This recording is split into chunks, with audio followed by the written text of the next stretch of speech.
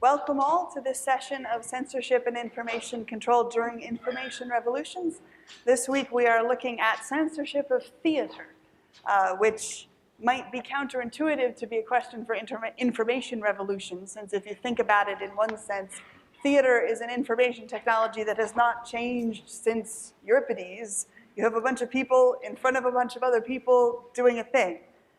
But nonetheless, theater has been profoundly affected by the arrival of different technologies which have intersected with it in different ways, and we will look at that and its censorship history today.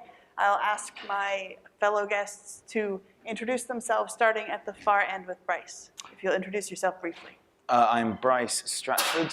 I run the Owle Theatre Company, and we are specialists, the only performers actually, of drolls, an illegal form of theatre from the British interregnum between 1642 and 1674, I think. I'm Steve Nicholson from Sheffield University in the UK. I teach in a theatre section of a School of English, and I've done a lot of research into and writing about theatre censorship in Britain under the Lord Chamberlain, who was in charge of it for 230 years, particularly 20th century theatre censorship. I'm Cory Doctorow. I'm one of the hosts of this seminar. I write science fiction novels, and I work for an international NGO called Electronic Frontier Foundation, and I'm a visiting computer science professor at the Open University and a visiting library professor at University of North Carolina. My name is Elsa Sjunneson-Henry. I'm a speculative fiction writer and editor, and my academic background is in research on burlesque and obscenity law. I've done work with the Burlesque Hall of Fame, where I've conducted oral history interviews with women who performed burlesque in the 1950s, 60s, and 70s, and have written a lot of scholarship on disability in the media. I'm Adrian Johns. I'm one of the co-organizers with Ada and Cory, which is to say that I follow along in Ada's wake. Me too. And I do the history of science, early modern Britain, and the history of the book, and I occasionally go to the theatre. And I'm Ada Palmer, and I work on the history of censorship of radical thought and the movement of radical thought in pre-modernity, especially the Renaissance, but also the Enlightenment. And I also, as frequently as I can make it happen, go to the theater. I thought we could plunge in today possibly with Stephen talking to us a little bit about his observations about the effect of the arrival of television on the way theater was censored before the rise of television and during the rise of television, and that might give us a good kickoff to plunge into the various experiences we've had looking at multiple centuries of theater censorship. Okay, so maybe I'll just start with something that an MP, Member of Parliament, said in 1900 in Britain when he was calling for more strict censorship. He said, young people today form most of their ideas from what they see in the theatre. It's obviously that's a pre-television age, pre-radio, so apart from press, theatre, he said, was where people got their ideas from. And that's why he was very keen for censorship actually to get tougher than it was, and why, for example, they were banning plays like Oedipus because of the theme of incest in Oedipus. By 1968, which is when that system of censorship is abolished, nobody could possibly have said that young people or any people were getting most of their ideas from the theatre. So in a sense, although that was never voiced as the reason, given as the reason why theatre censorship was no longer necessary in the same way, I think that's absolutely the subtext. The Lord Chamberlain, who was in charge of censoring theatres, had absolutely no control of television or radio. Not everybody knew that. People sometimes wrote to him complaining about things that had been on radio and television. And he became increasingly embarrassed by the fact that things were being performed on television or on radio that he had banned from being in the theatre. One example would be a play by Jean-Paul Sartre called Huis Clos, No Exit, which he'd banned because of a lesbian character in it. They broadcast it on the radio, and when he was asked why he wouldn't allow it on the stage, he said, "Well, you can't tell on the radio that she's a lesbian." So really, his censorship was being completely undermined by the existence of television and radio. He was being made to look more and more ridiculous at what he was turning down. Is that okay for a starter? Yeah. Anyone want to chime in on things that makes you think about or reminds you of in terms of theater moving from being a centerpiece of popular culture to serving a particular slice of popular consumption? So that'd be me. Yeah, it's interesting the point at which essentially theatre stops mattering, much as we all fight against that. It's true, theatre is not the popular form and hasn't been since before 1968, which is of course why it took that long to change things. Always being one step behind. I think the thing about theatre, the specific thing about theatre is that it's a mob, it's a group of people, it's whipping up a frenzy, which is what makes it dangerous. And I think the audience is by definition all in one place. Yeah, at one time. exactly. It's a group of people. It's a meeting. I think it's interesting that part of the reason that theatre is so much less dangerous and matters so much less is because people are far more self-contained now and far more self-absorbed, and the way that people interact with art is far more individualistic and far less defined by the group. With the advent of technologies and just the increase in individual education, all of that has served, I think, to change things alongside entertainment technology. It would certainly be hard to point at any audience of a theater today and say that audience is a coherent community that would form or see each other again in other contexts. You know, certainly if I'm imagining the theaters that we go to downtown, or the people who are going to the Globe Theatre in London, who are seeing plays, whereas when they originally performed, you would go over and over and over, and you would know the other people who went, and it formed a kind of community, which I think some kinds of theaters still have. That's actually what I was about to say, is that the burlesque community is actually quite well connected. And there are certain performances like the Pink Door in Seattle, Washington, where there are regulars who've been going to the Saturday night cabaret behind the Pink Door for, at this point, 13 years. And so you show up and you see the people who have been going for years. I show up, half of the performers know me because they've known me for 10 years. And it's like, oh, you're back in town. It's really nice to see you. So there is a communal aspect, but I think part of that is because burlesque is cabaret, somewhat underground or community performed type of theater. You're seeing people come together to create conventions around the education of burlesque performers. That's a completely community built convention called BurleyCon.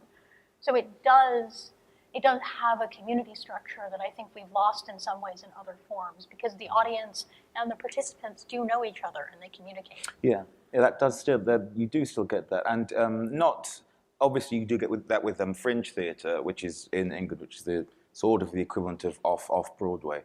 You get a lot of the same people know each other. And as a consequence, you kind of end up with the echo chamber thing, the stuff that's being discussed and interrogated. It's not changing anyone's minds or opinions. One of the few examples I would say today of there still being some kind of community aspect to a mainstream theatre which is not defined by a small subgroup is in Stratford-on-Avon. Yes. Locals in Stratford-on-Avon really do care about the RSC and are proud of the RSC. And they will go back again and again and again, and they will see individual actors' careers rise and fall, and they'll have their favourites. It's the only place that I'm from with. Birmingham Rep, there was a similar thing, but that was more in the 80s. I think more recently it's declined. The only one I'm aware of in Britain, I think, is the RSC in Stratford-on-Avon. There's a phenomenon, and I'm speaking kind of at second-hand about this because I'm not an expert on it, but as I understand it, in the 18th and 19th centuries, with some of the bigger theatres in cities like Vienna or Paris, you have layers of audience.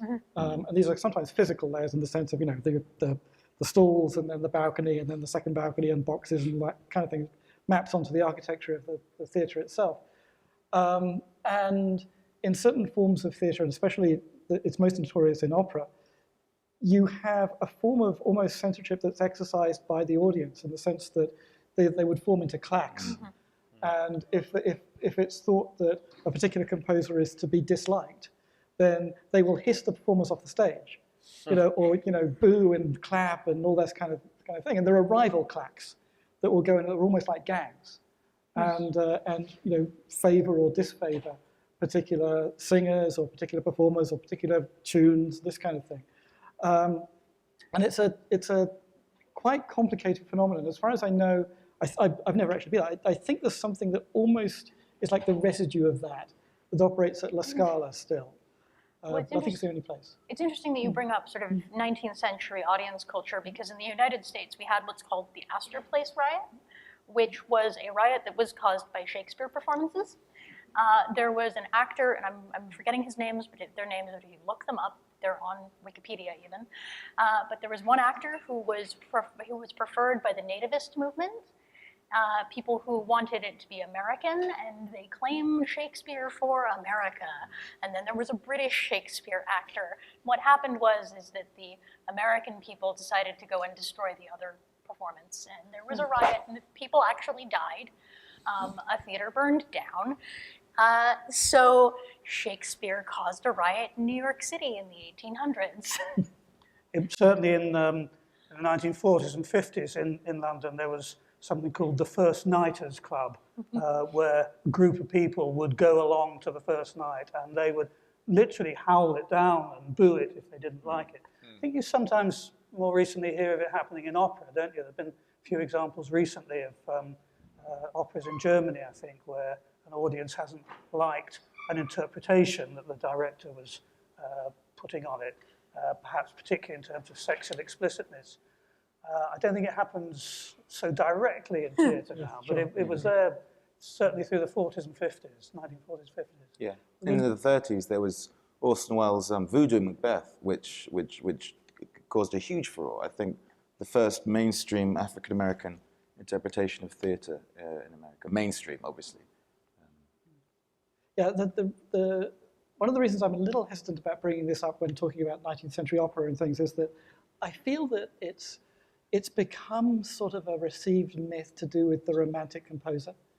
Because it becomes one of these things where every composer has a moment when they have a disastrous performance, and it fits with the romantic ideal of struggling and being heroically victorious in the end, that you have to rise above this moment when you are unjustly persecuted by the claque.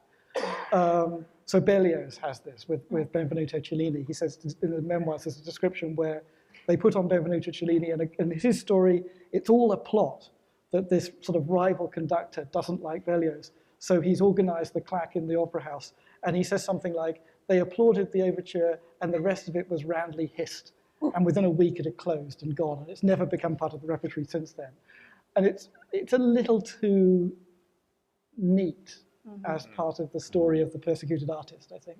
I'm interested from the historians in hearing about how the industrialization of parts of theater proceeded. I know with music that the advent of sheet music bifurcated musicians into composers who had an industrial practice, because there's a printing press that made their product that could then be sold on without them being present, and performers who were, in that moment, gradually believed by the composers to be just mere instruction followers, right? They wrote the recipe, the performers followed the recipe, and this was, largely innocuous until phonograms came along, and you had these performers, these jumped-up instruction followers, who started selling the composer's compositions by performing them and recording them. And you had, John Philip Sousa going to Congress and saying, if the infernal talking machines are allowed to continue, we will lose our voice boxes as we lost our tails when we came down out of the trees. And it, created this huge split, which, like today, it's still a bit weird, right? When you think about the idea that we have these exclusive rights that are considered, the received wisdom is that the exclusive right to control the creative use of your work is just kind of a naturally arising right, and yet no one would say that you shouldn't be allowed to perform a cover. And in fact, what we do is we just have these collecting societies that convert the moral right to decide who can perform your work into an economic right. I know it's a little different with stage. Obviously, you have to explicitly license to perform, but is there a moment where playwrights and players split because of their industrial relations? with the publication of plays. I mean, we talked about this a little bit yesterday, and that I was trying to think on it, but because non-performed plays in the Middle Ages, plays inherited from antiquity, Terence, Plautus, are read without any staging as high literature throughout this manuscript period in the Middle Ages. And then when you move into the Renaissance and you're getting Renaissance theater, a lot of that is born out of revival performances of Plautus that people interested in the classics are putting on. And Commedia dell'arte then springs up largely in response to that, saying, actually, that had some funny bits, which were great. Let's do the funny bits without the long, tedious Latin speeches part of Terence.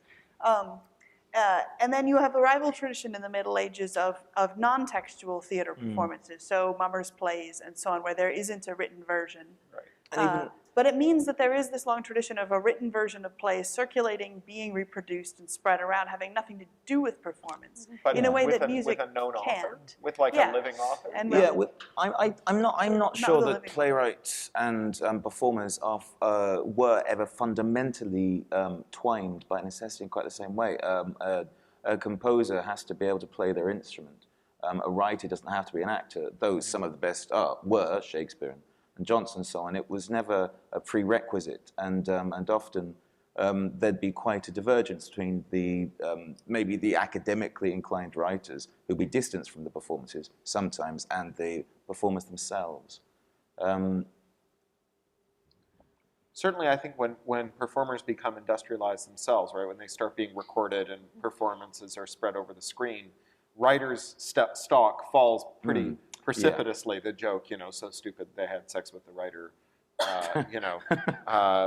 it really emerges from that moment as the writer's star falls and the performer's star rises. Yes, it does. It has to be the recorded moment, because prior to that, only a minority of actors, without recorded performance, can become big names. Yeah, without industrial distribution schemes, the fame of a creator is limited to the number of people who can physically be co-present with them, or view a manually produced instance of their work.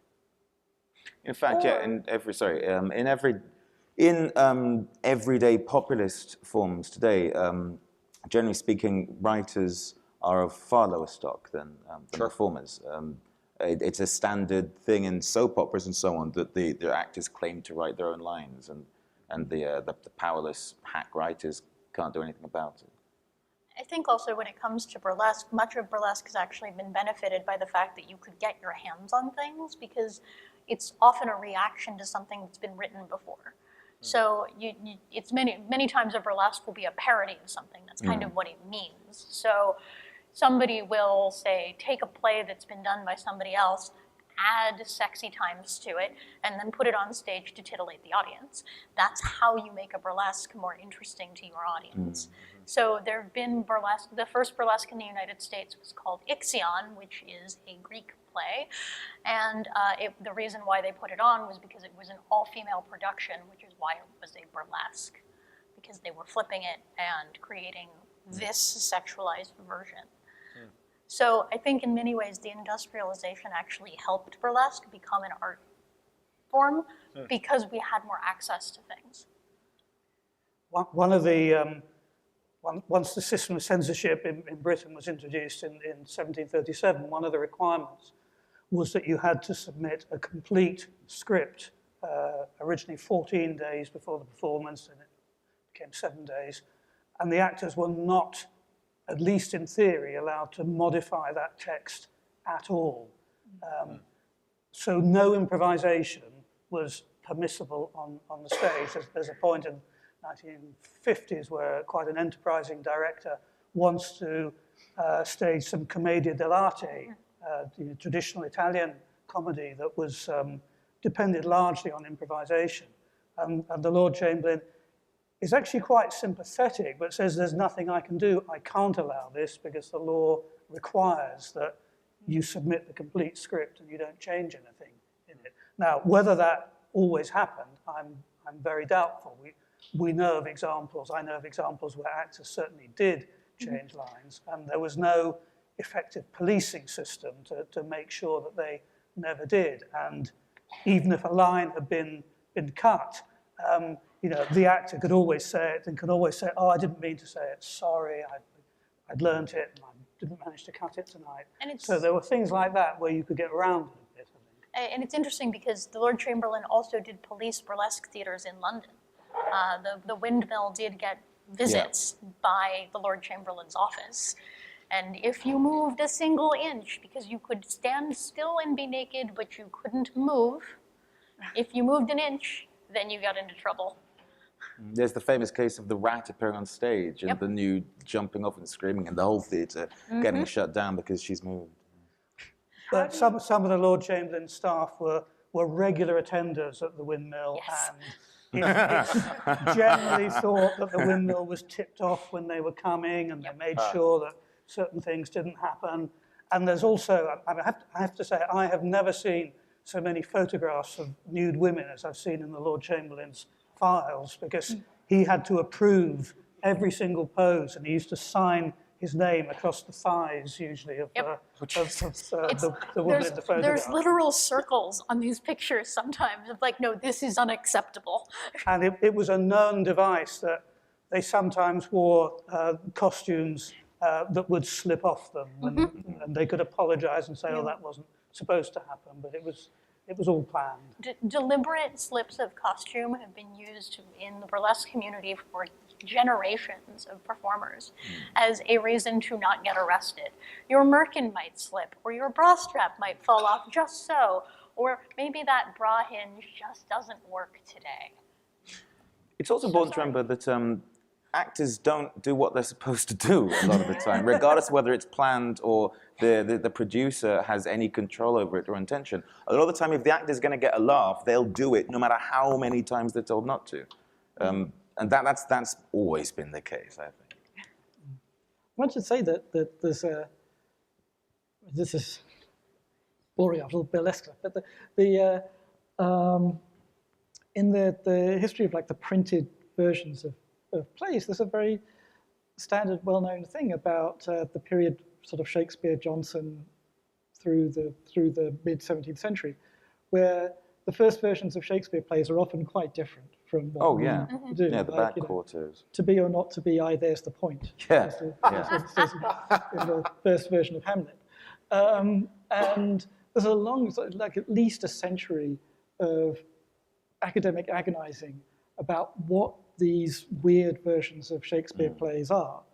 Are they something like, as it were, pirated versions, which somebody went down and wrote them down in shorthand? Are they prompters scripts? Are they the actual scripts that people used? Is this actually what people said? And there are various technical arguments going back and forth. But this is to get back to something that Cory was asking about. There's a sort of standard story that you start getting, as it were, definitive stage printed play texts with Ben Jonson and Shakespeare in the 1620s. It's the first Shakespeare folio and the Ben Jonson works, which is actually an interesting term for it. He's thought to be the first person who announces that he has such a thing as works. And after that, that sort of sets a quantum change. That after that, you can have a sort of neoclassical, as it were, representation of a modern playwright as an author of texts that are properly printed, laid out in certain ways, with organized entrances and exits, and stage directions and things like that. It is worth bearing in mind as well with that. It's certainly where the Jonson folio is concerned. Those, while they were based on the play text, those were not written or published to be performed. Those were published to be read and were edited heavily by Jonson specifically for a reader in mind rather than an audience. The degree to which that's true of the Shakespeare folio is up for debate, but the history of chamber drama is its own thing, and the very notion of an authorial version in theatre, certainly throughout the Renaissance and earlier, is something that's quite unlike the state of play today. The idea of this is what this play is. This is Hamlet. I mean, there's multiple Hamlets, and there would only have been more Hamlets. And the notion of what Hamlet is was so much more than just what this script is. The script is the script, and the production is something else entirely. It's a collaboration between the actors and the script, and whoever else is involved in whichever thing, which makes it so much harder to police and to control. You can control this play text, but that is only one ingredient in the production itself. And it is not, and in the Renaissance, certainly, it's not the defining ingredient. Well, because so much of the theater that's happening in the Renaissance is strongly influenced by things like commedia, where the script for a commedia play, if there is a script, is 3 pages at the very most.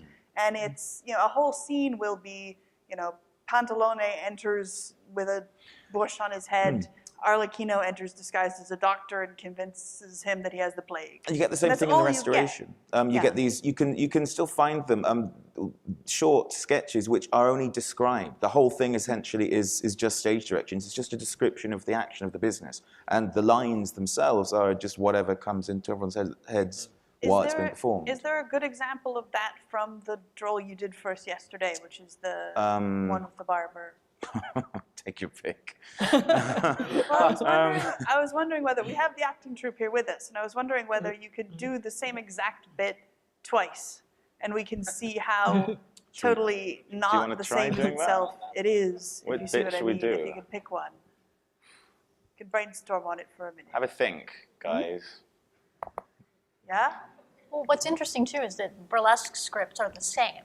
It's, you don't have stage directions for how like a burlesque production goes off. It's more like, these are the things that are going to happen, and this is where our roadmap, go have fun. Some of the censorship has had something like that form as well. So there'll be censorship rules like you can't show a member of the royal family on the stage, that kind of thing. It doesn't matter what they say.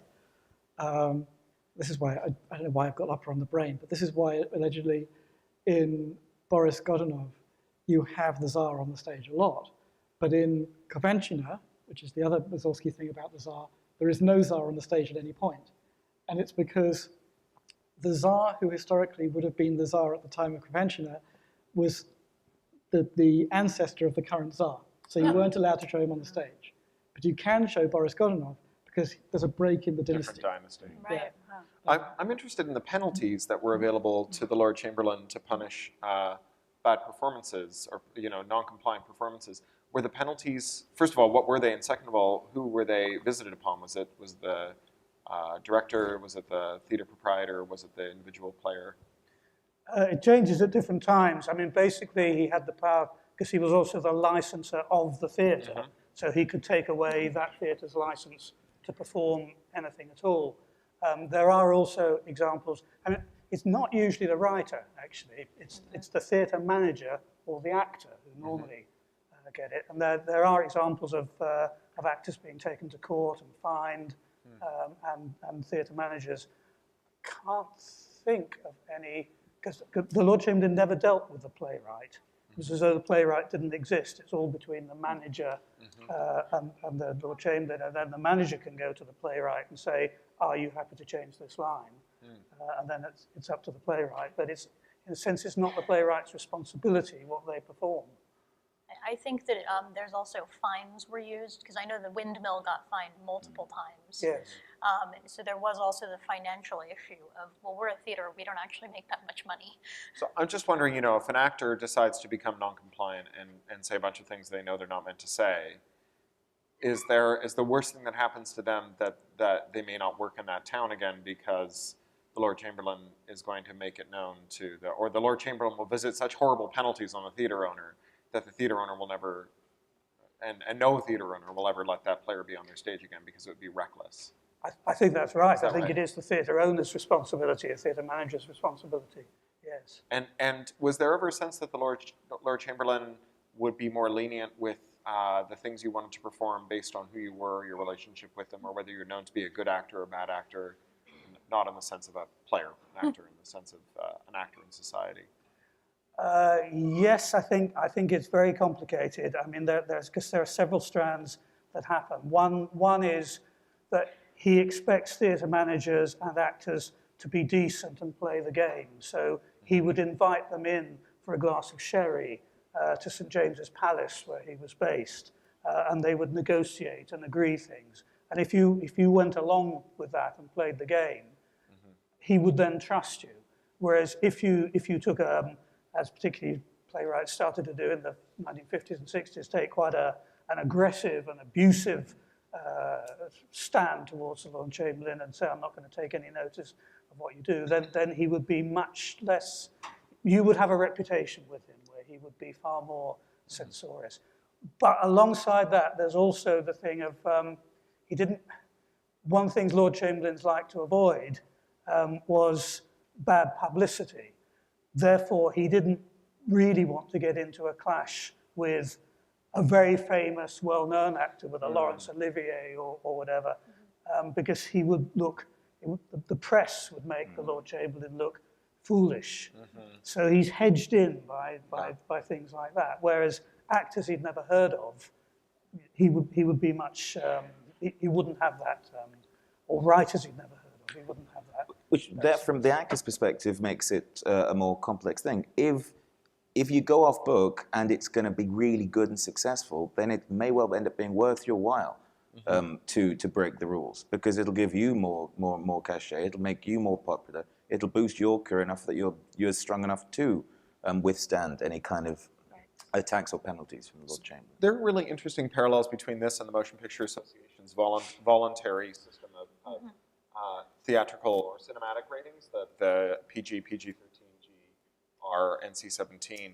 There's a really good documentary about this called This Film Is Not Yet Rated by Kirby Dick. And the MPAA formed this voluntary censorship board on the grounds that if they did so, then they could avoid any sense that they might be later censored, very much like the Comics Code or the Hays Code. And it's a successor of the Hays Code. And they vowed at the time that they would have a secretly impaneled, ever-changing group of young parents of young children who would be in no way affiliated with the studios that own the MPAA, who would gather to rate the movies and to provide impartial feedback to the filmmakers. And it was widely believed among independent filmmakers that if you weren't with the MPAA, you got judged more harshly. Particularly if you got an NC-17 rating, none of the theatrical exhibitors would exhibit your film, because if you couldn't bring kids in, even 16-year-olds, then you couldn't put enough bums in seats to make it worthwhile. And so you were much more likely to get an NC-17 if you were an indie film than if you were the MPAA. And to evaluate this, Kirby Dick hired a pair of private detectives to figure out who the MPAA's ratings board were. One of his theses from having talked to a bunch of independent filmmakers was that you were much more likely to get a more strict rating if you had sex than if you had violence. And the thing that would give you the most strict rating of all was to have gay sex, any kind of gay romance. And so he hired these two middle-aged lesbian private detectives to follow around the MPAA until they figured out who their censorship board were, who turn out to all be middle-aged studio executive spouses. And and who had been giving much more detailed feedback to the studios, like if you cut this frame and that scene and this bit, then we'll take you from NC-17 down to R. Whereas if you were an independent studio, it would be like playing Battleship. They would just say it's an NC-17, and you would cut a bunch of stuff and send it back to them. They go, nope, still NC-17, and you just have to keep cutting until you got that R back. So the best part of this movie is when he submits a print of the film in which he reveals the identity of the ratings board to the ratings board. And it's fantastic. And the former California congressman who had become the CEO of the MPAA at that point calls him up. He's in a one-state recording legal state, so he records the phone call, and it features in the film where he's talking to the CEO of the MPAA, this formerly very powerful congressman, about the fact that he's about to out their entire ratings board. It's very, very good. But it reminds me a little of this idea that when you have a censor who can make arbitrary decisions, that they can kind of channel you into your lane. Yes, and one of the things that the Lord Chamberlain always took note of, once he'd given a license to one theatre for a particular play, any other theatre could do it. So there's one of the plays that's often seen as having brought the censorship down in the 1960s was a play by Edward Bond called Saved, which is still a very shocking play. It has a scene in which a bunch of youths stone a baby to death in a pram in a park and then set fire to it because they've got nothing better to do.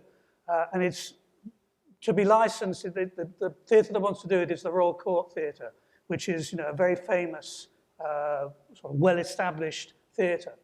But the Lord Chamberlain actually says, I can't quote him exactly, but something like, the Royal Court audience will be all right watching this, but if another group of people get hold of this play and perform it to gangs of young men who might be inspired to go out and do the same sort of act, then that's a reason why we mustn't license it. Yeah, the youth copycat concern again, absolutely. the same that we see with the extra censorship of depictions of teen suicide, that this idea of youth copycatting as being one of the still palatable justifications for censorship. That's consistently used. The Puritan war on theatre, in all the tracts, that comes again and again and again. This idea that apprentices are shirking work and going to watch these plays and then mimicking them on the street. There's even a line in the Droll. I'll use the words than the apprentice is a suburb bored on a Shrove Tuesday. The place of theatre was literally and metaphorically the same as that of prostitution and public execution and bear baiting. They were considered essentially the same thing. They inhabited the same place in society and were considered equally dangerous and undesirable. Although it's interesting that executions were so much more common than yeah. The third Borobles novel, so Michael de la Rovere was a travel writer who got fed up with a very treacly British children's television show called the Wombles of Wimbledon Common. Wombles of Wimbledon Common. So he made he told his kids a bedtime story where the Rumbles of Wimbledon Common were these giant rat-like creatures who were hunted by children who killed them, and called the Borobles. And they're really good adventure reads, but the third one had the misfortune to be scheduled for publication by HarperCollins just after the Brixton Uprising. And HarperCollins canceled the publication of the third book because they said, well, we can't, in a moment in which young people are in the streets throwing stones at policemen, we can't publish a book in which immortal children with pointy ears take their catapults into the street and kill giant rat beasts. And it wasn't published for another decade. And actually, one of the things the Lord Chamberlain wanted to do in the 1950s and 60s was to take from film the system of different ratings so that you could restrict ages, because that never existed in theatre. He wanted to introduce a system like that because, again, he said, and far be it from me to defend the Lord Chamberlain, but I can see his point in a way that any play he licensed, any kid could go in and see. So he has to keep that in mind. It's also worth noting that at least one of the stated purposes of the Lord Chamberlain, as far as the Lord Chamberlain was concerned, was to stop the spread of fake news. It was to stop giving one-sided, non-representative versions of events, which could then cause an riot, uprising, etc. Right, and that has intersected with two things I've been thinking about through this discussion. One, the degree to which, unlike books or images, theater is very much pulling on the same challenges to government that freedom of assembly. It's a freedom of assembly question in addition to it being a freedom of speech question, because you have a group of people coming together in one place. So it has all of the narrative potential dynamism of a novel, but all of the social action dynamism of a protest, for example, or any kind of march or parade that is bringing a large number of people into one place, which is something that other literary forms don't generate and so don't grapple with in terms of the anxieties of the state. Absolutely. And you see that again and again. It's stated that the ideas that someone might come across in a book on their own, sitting at home or in a library, will not affect them in the same way as if they are in a group of people, all of them getting the same ideas together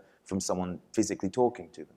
Right, that the community aspect is part of the anxiety. Well, what I think is kind of interesting is that we're talking about, in England, the Lord Chamberlain existed in police theater, which we didn't have in the United States. So the burlesque movement in the United States was being policed not by a theatrical board, but by the police, and by specifically what we call community standards. Community standards comes up a lot in the legal definitions of obscenity, but what it typically comes from is somebody objecting to something they saw in the theater, and so they scurry off and tell somebody else, and it gets back to somebody in power whether it's Fiorello LaGuardia, who was the mayor of New York, who decided to crack down on the burlesque theaters of New York City, or if it's a police commissioner who's decided that they don't want this in their town anymore.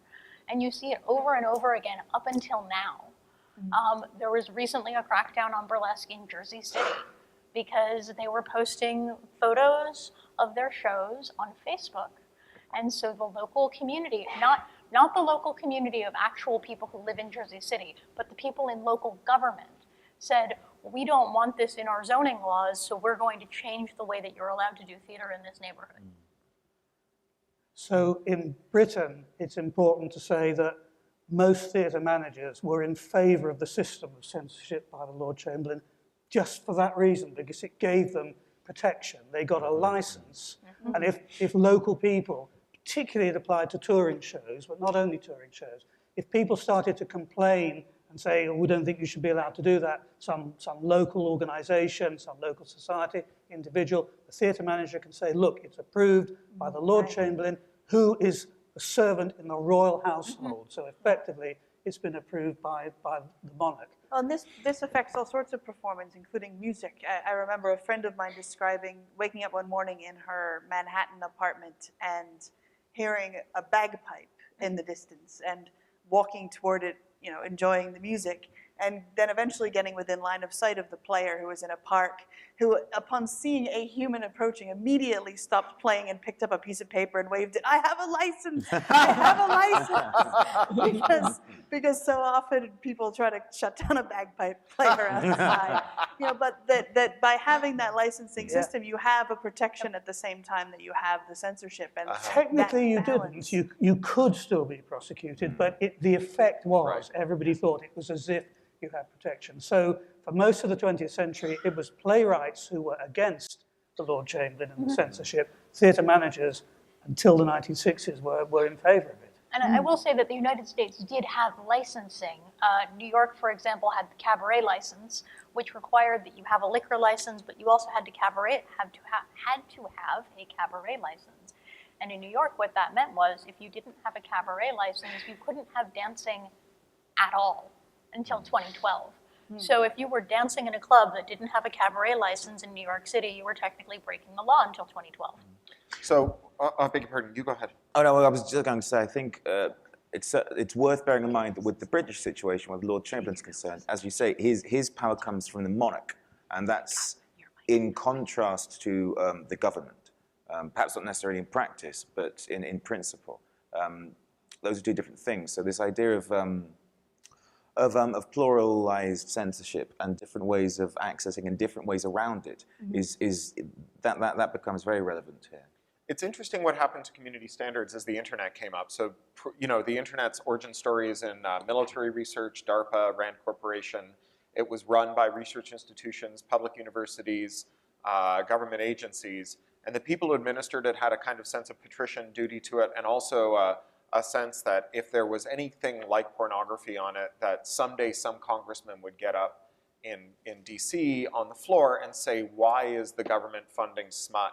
And so that's why the early days of the internet, all the discussions were, the subjects of the discussions were always moderated. If you wanted to create a new discussion group on Usenet, the administrators of the Usenet nodes in the world needed to vote on whether or not your discussion group could be formed, and sex was off limits. This ended when the first commercial dial-up ISP was started by John Gilmore, who I've mentioned here before, who started the Little Garden and created a Usenet node where anyone could connect to it, and he created a hierarchy called alt that very quickly became larger than all of the rest of the internet and included pornography.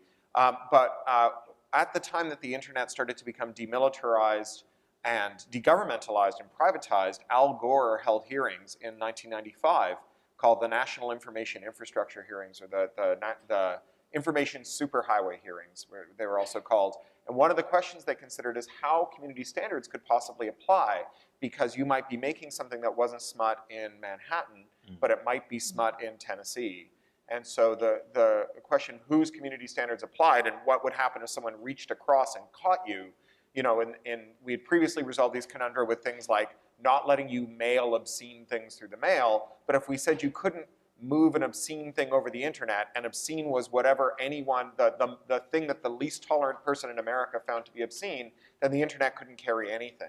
And the answer was something called the Communications Decency Act, the CDA, which basically banned the sex on the internet.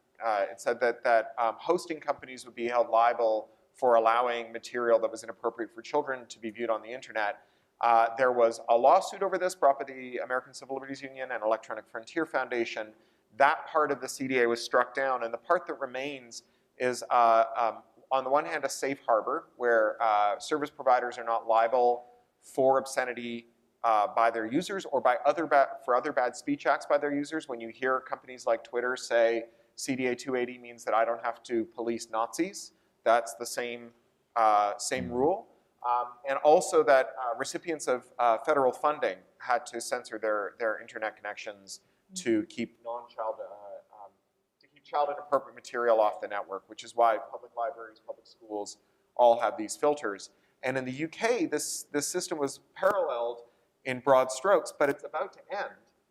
In the last parliament, there was a rule passed, the age verification rule that's being administered by the BBFC, which also regulates films, which says that if you're an internet service provider, you have an obligation to only allow through pornography websites that perform an age verification step with the person who's looking at the porn. And so you have to collect multiple non-contradictory pieces of personal identifying information and keep them on file. So effectively creating databases of the porn viewing habits of 20 million British adults, which, given that a lot of this is going to be based on credit card data, will also be sortable by net worth and blackmailability, which is potentially really catastrophic. And the BBFC has produced some very mild guidelines about the privacy safeguards that should be accompanied with this rule, but they're voluntary guidelines and not mandatory. And there's currently a petition circulating to make the BBFC's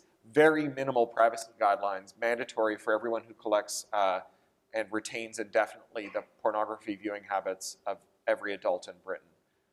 I will also follow up on that with the fact that places like Twitter and Instagram and Facebook will regularly take down burlesque performers' promotional photos. They will regularly say, this is obscene material or this is pornography, and remove it from their profiles, which means that it's virtually impossible for burlesque performers to promote on any of these platforms, because ultimately they will get shut down. But they still won't shut down Nazis. I have questions. But they're not doing it because they're legally obliged to, right? They're doing it because they think that that's sound business. Exactly. Yeah. They think it's sound business to protect children and families, but they don't think it's sound business the other way around, because societally we have problems with sexuality. I think it's ironic as well that, generally speaking, more often than not, the consequence of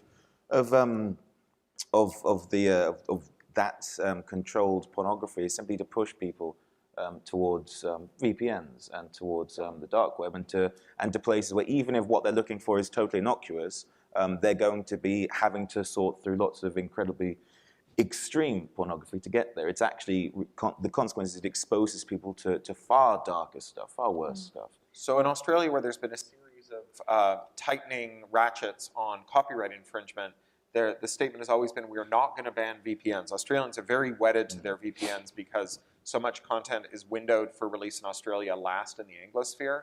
And so Australians rely, like Australians who want to watch Doctor Who or whatever, need to use a VPN to get outside of Australia to see the same episode of Doctor Who all their friends on the internet are talking about. And it's ever been thus. And so first they had a rule that said you couldn't, people who represented studios, primarily Village Roadshow and Fox, could send a letter to an ISP and demand that a website be blocked after getting a court order and showing evidence that that website was primarily used for infringement or primarily intended for infringement. The next round of it that's going through now is that if the website is primarily used for infringement, so it doesn't have to be intended for infringement, it can just be like a locker or any of these other services used for infringement, they can get a block. And they can also demand that search engines block results that point to things that are blocked in Australia, which will make it harder for Australians to know what is blocked. They still say, well, we're not going after VPNs. We're just going after this stuff because the last round, which we swore would work, didn't work, but this round we swear will work, and we definitely won't have to come for VPNs. But of course, VPNs defeat all of this stuff. Yeah. So the next phase will be, well, now that we've acknowledged the validity and usefulness of blocking infringing material in Australia, and now that we've gone through all these rounds to try and do it, well, I guess that the only step remaining is to take the VPNs. The question of this kind of stuff pointing people at the dark web, for me, immediately makes me think of the droll plays as well. Because what have you done? You've shut down the legitimate theater and said there can't be any legitimate theater, so there can only be illicit theater. So what kind of theater does that generate? It generates theater which is a much higher ratio of crude and crass and sexualized and removes the impetus for there to be other forms of theater. So, and we've been talking about this a lot, the likelihood that women would have performed in droll plays. Because even though women weren't legally allowed to perform on the stage until the Restoration, nobody was allowed to be performing on the stage throughout the interregnum. So why wouldn't you? It would be naive to think that what would end up being a huge draw, especially for a society which is used to only seeing men on stage, suddenly if you go to the back room of this pub, you can see a bunch of women singing, dancing, and acting. Well, why wouldn't you? There's nothing to lose at this stage, and that's so far as we're concerned a positive thing. But there's far worse aspects to it in terms of dark and racist subject matter, things which perhaps it isn't a good thing, which people are accessing through theatre. I like the way you described the performers who would do the body plays as the ones who were not so good that they could go abroad and not so skilled that they could get another job, and so they were the dregs that were this left. is an important thing to remember as well. The actors who are doing this, they're not the really good actors who have some kind of social standing. They've got too much to lose. Most of them can simply go abroad and keep acting where it's still legal, or they don't really need to keep acting. So it's not those guys, and it's not the stable ones who can move into other careers. Anyone who's a sort of relatively well-adjusted adult can simply do something which isn't acting. The people who are doing these roles, they're not doing it because they love theatre or because they really care about them. They're doing it because they're such reprobates they can't hold down any other job. They're doing it, it's a match of last resort, and they're not clever or good. They're just dangerous, mad, stupid drunks. Like these guys.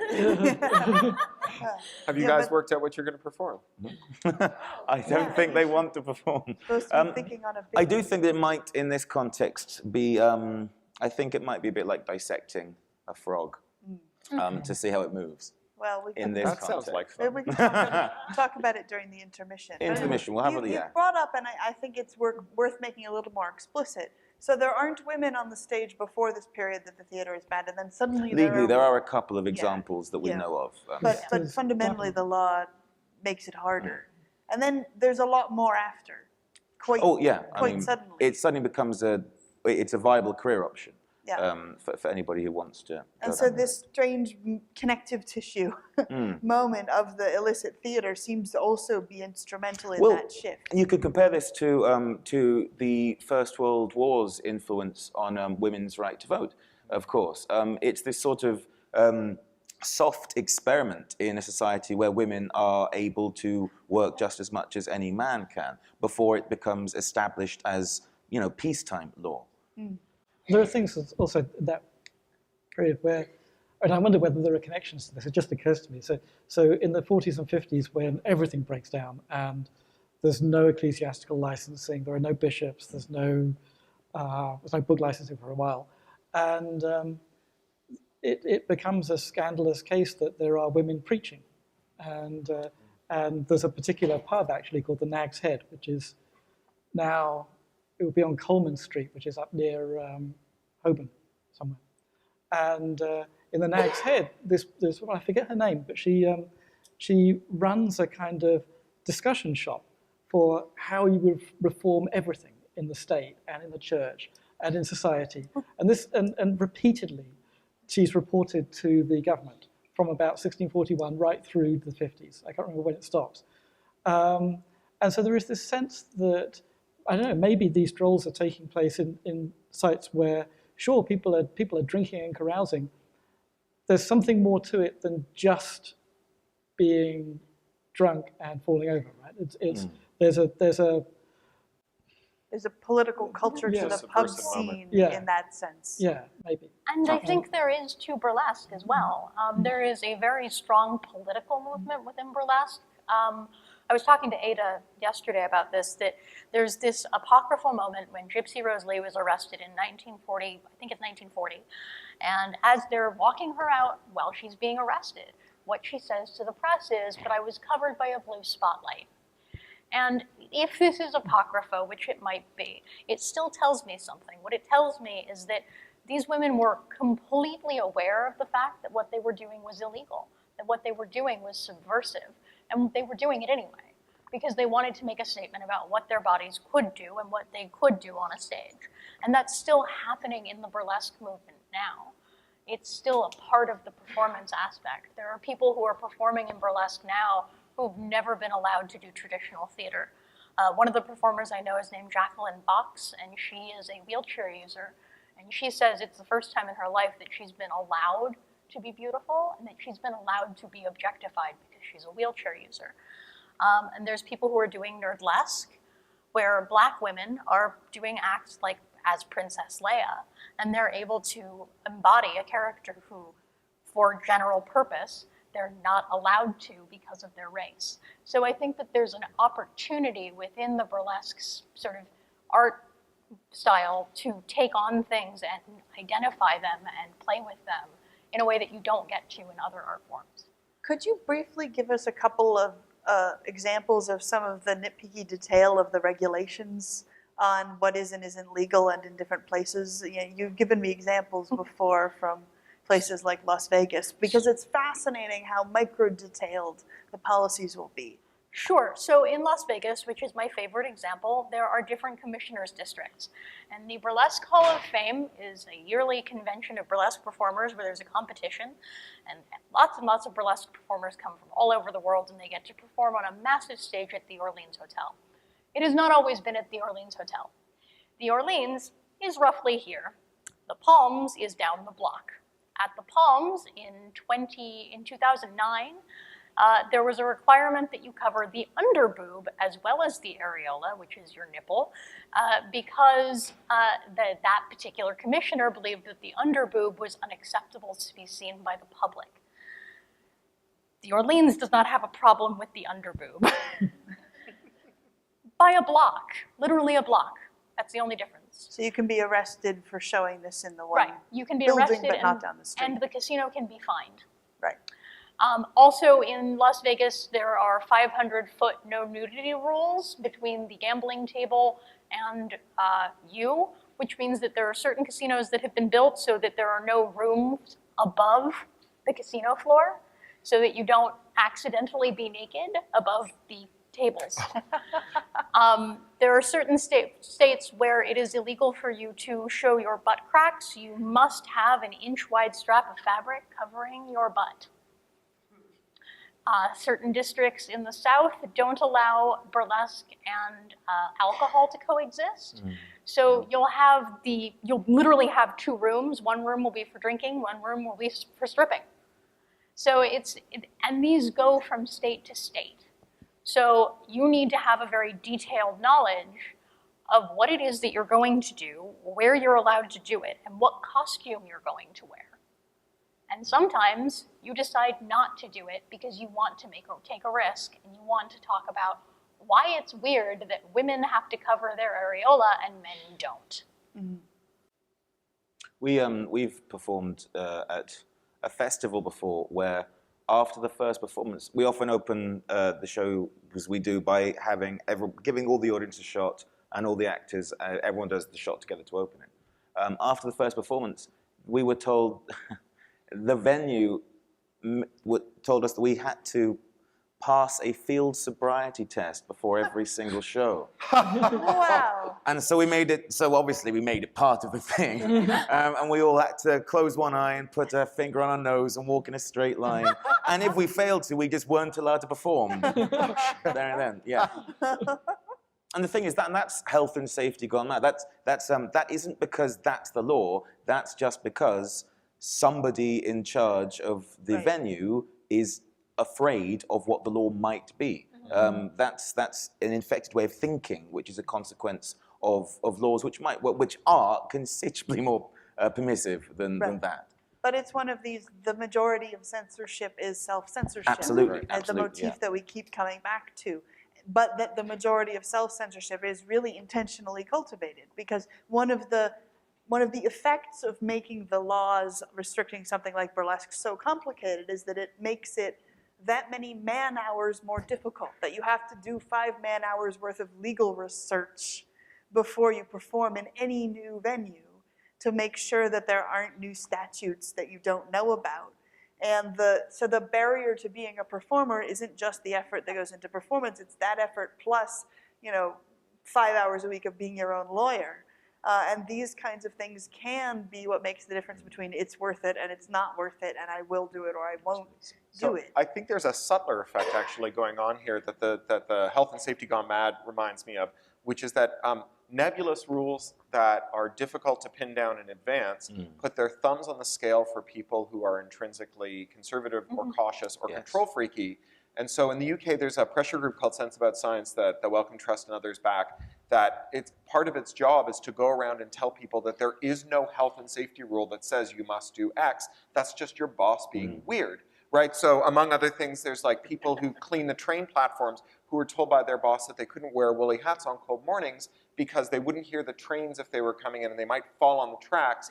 And it turned out he just didn't think that the hats looked professional, and so he made them be cold.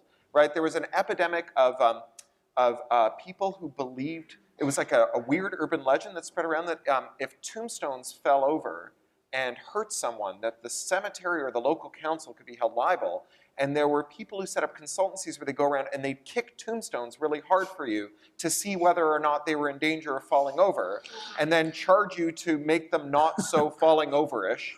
And again, this was like, there was no underlying rule about this. There's a infamous instance of someone doing a panto of Peter Pan, and the theater manager telling everyone that the audience had to wear hard hats while Peter Pan was on the flying wire, and so on and so on. And it's funny, but it's also an example of how, like, if you have a rule that's sort of super broad and whose outcome can't be understood readily in advance of an adjudication, the worst people get to make the worst rules and just insist that that's what the rule says. See also aviation. And I think it's interesting that, like, the example of the underboob debacle also occurs with, they all show up. This wasn't a prior explained issue. Everybody shows up from all over the world, and suddenly it's like, you need to make underboob covers before you can get on stage.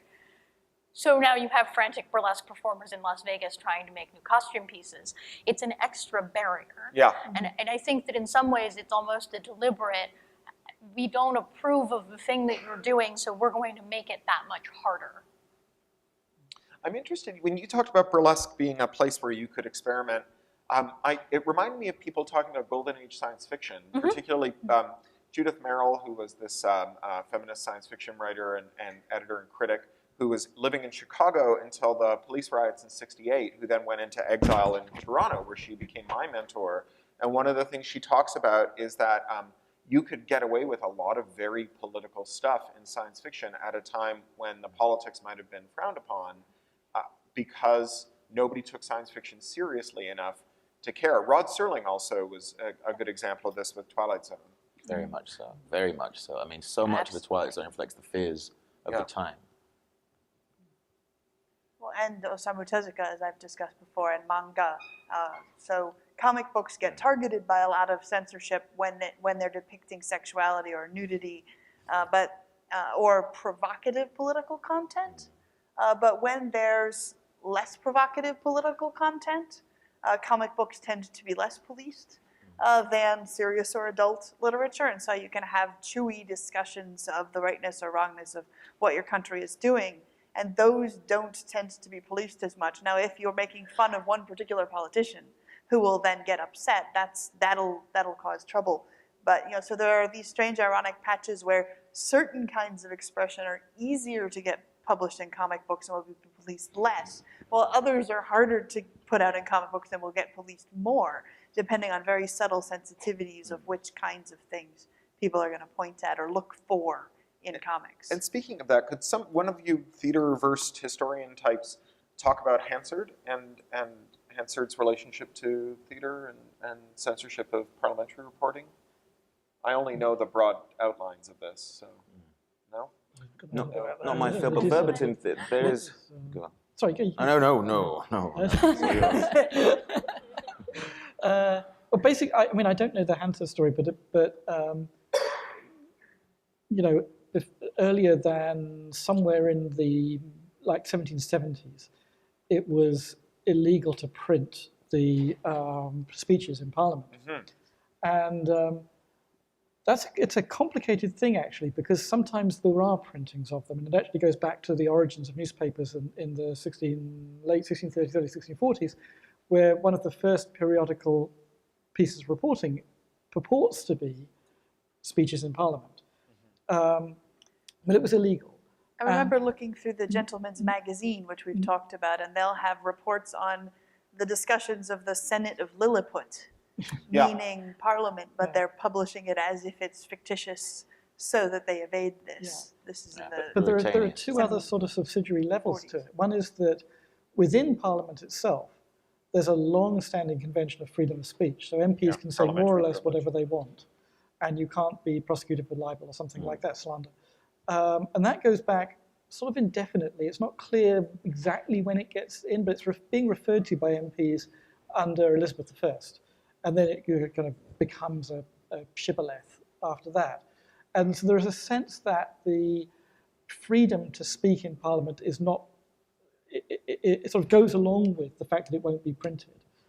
But then another part of it is that the printers themselves developed a belief that as long as Parliament was sitting, they were immune from any kind of oversight. This is a bizarre thing. There is no known legal basis for this in the 17th century, but it's a statement that you see them coming out with over and over again when they're arrested. But I thought I could print anything when a Parliament was sitting, and it's not clear where that arises. It starts in the 1620s somehow. Nobody really knows why. But there are gradually these intrusions on the reporting of parliamentary speeches. First, actually, by handwritten newsletter writers. So you could make a living in the 16th, 17th century through to the very early 18th century by writing by hand newsletters that went out to subscribers in the provinces, basically.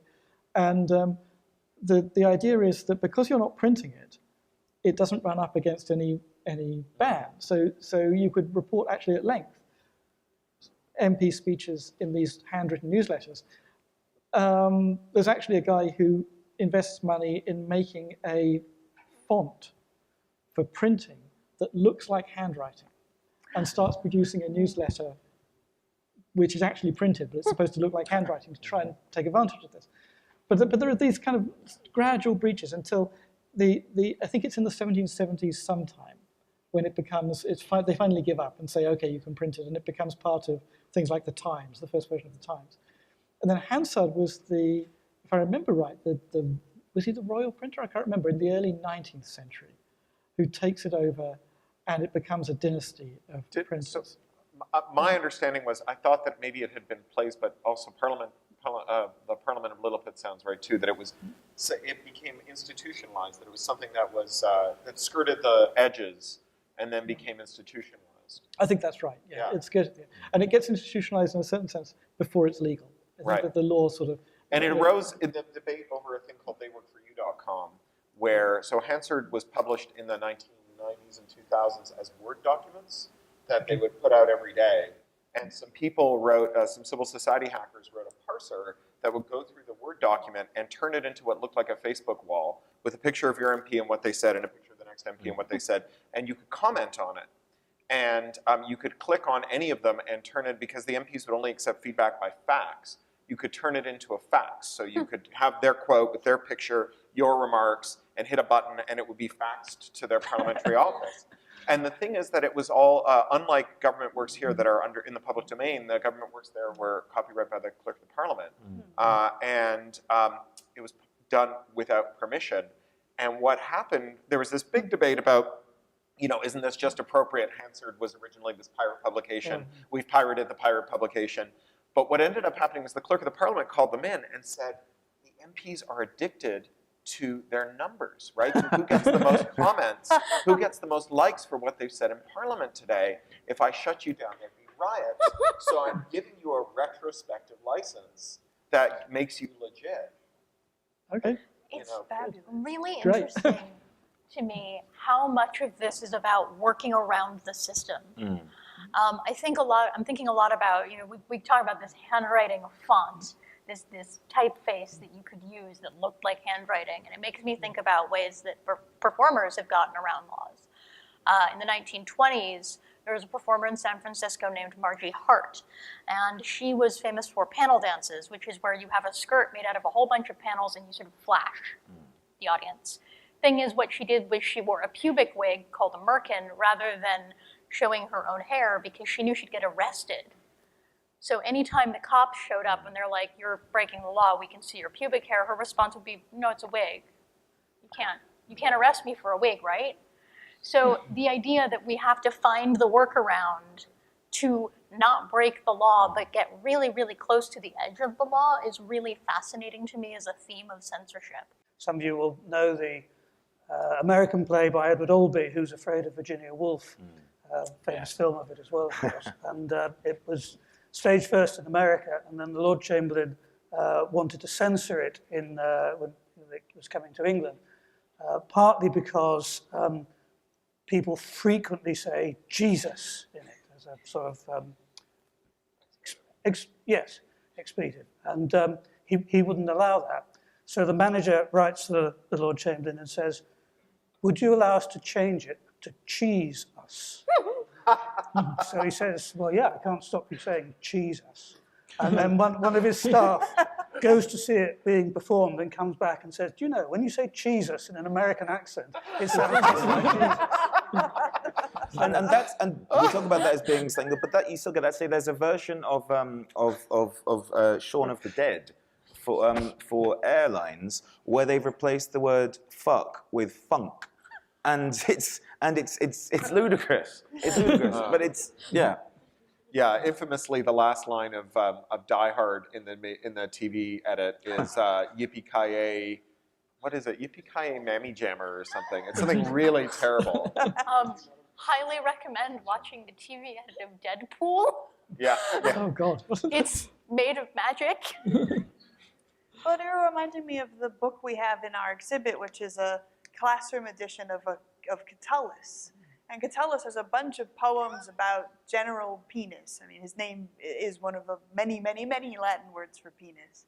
And if you're interested in senses of humor about this kind of thing, there's a wonderful reference book called Latin Sexual Vocabulary, which is highlighter orange, so that if you have it in your office, no one will ever enter your office and not know that you have Latin sexual vocabulary glowing on your bookshelf. But this edition of Catullus has to decide how to render the name of this general, and rendered it as Tool, T-O-O-L, in all caps, to bring your attention to it more than if it had just said penis or just said tool, as if the editor is trying to undermine the very censorship that's happening by bringing your consciousness to the fact that the censorship is there even more vividly than if it weren't, which is all that these sort of substitutions often do. I think it's really important to bear in mind historically just how little laws dictate behavior in the obvious sense. And usually it's the total opposite. The more laws there are out telling people not to do things, the more it's happening, the more people are doing that. And also the constant double thing that's existed, especially throughout the Elizabethan times, between what official laws were and what standard behavior was. At times, there was almost no relation to those two things. And it's an easy paradox to fall into, that to think that when laws are constantly telling people to behave in a certain way, that's any indication that they were behaving in that way. So there's this swallow a spider to catch a fly problem where when you do it, then you have to do something else to make up for it.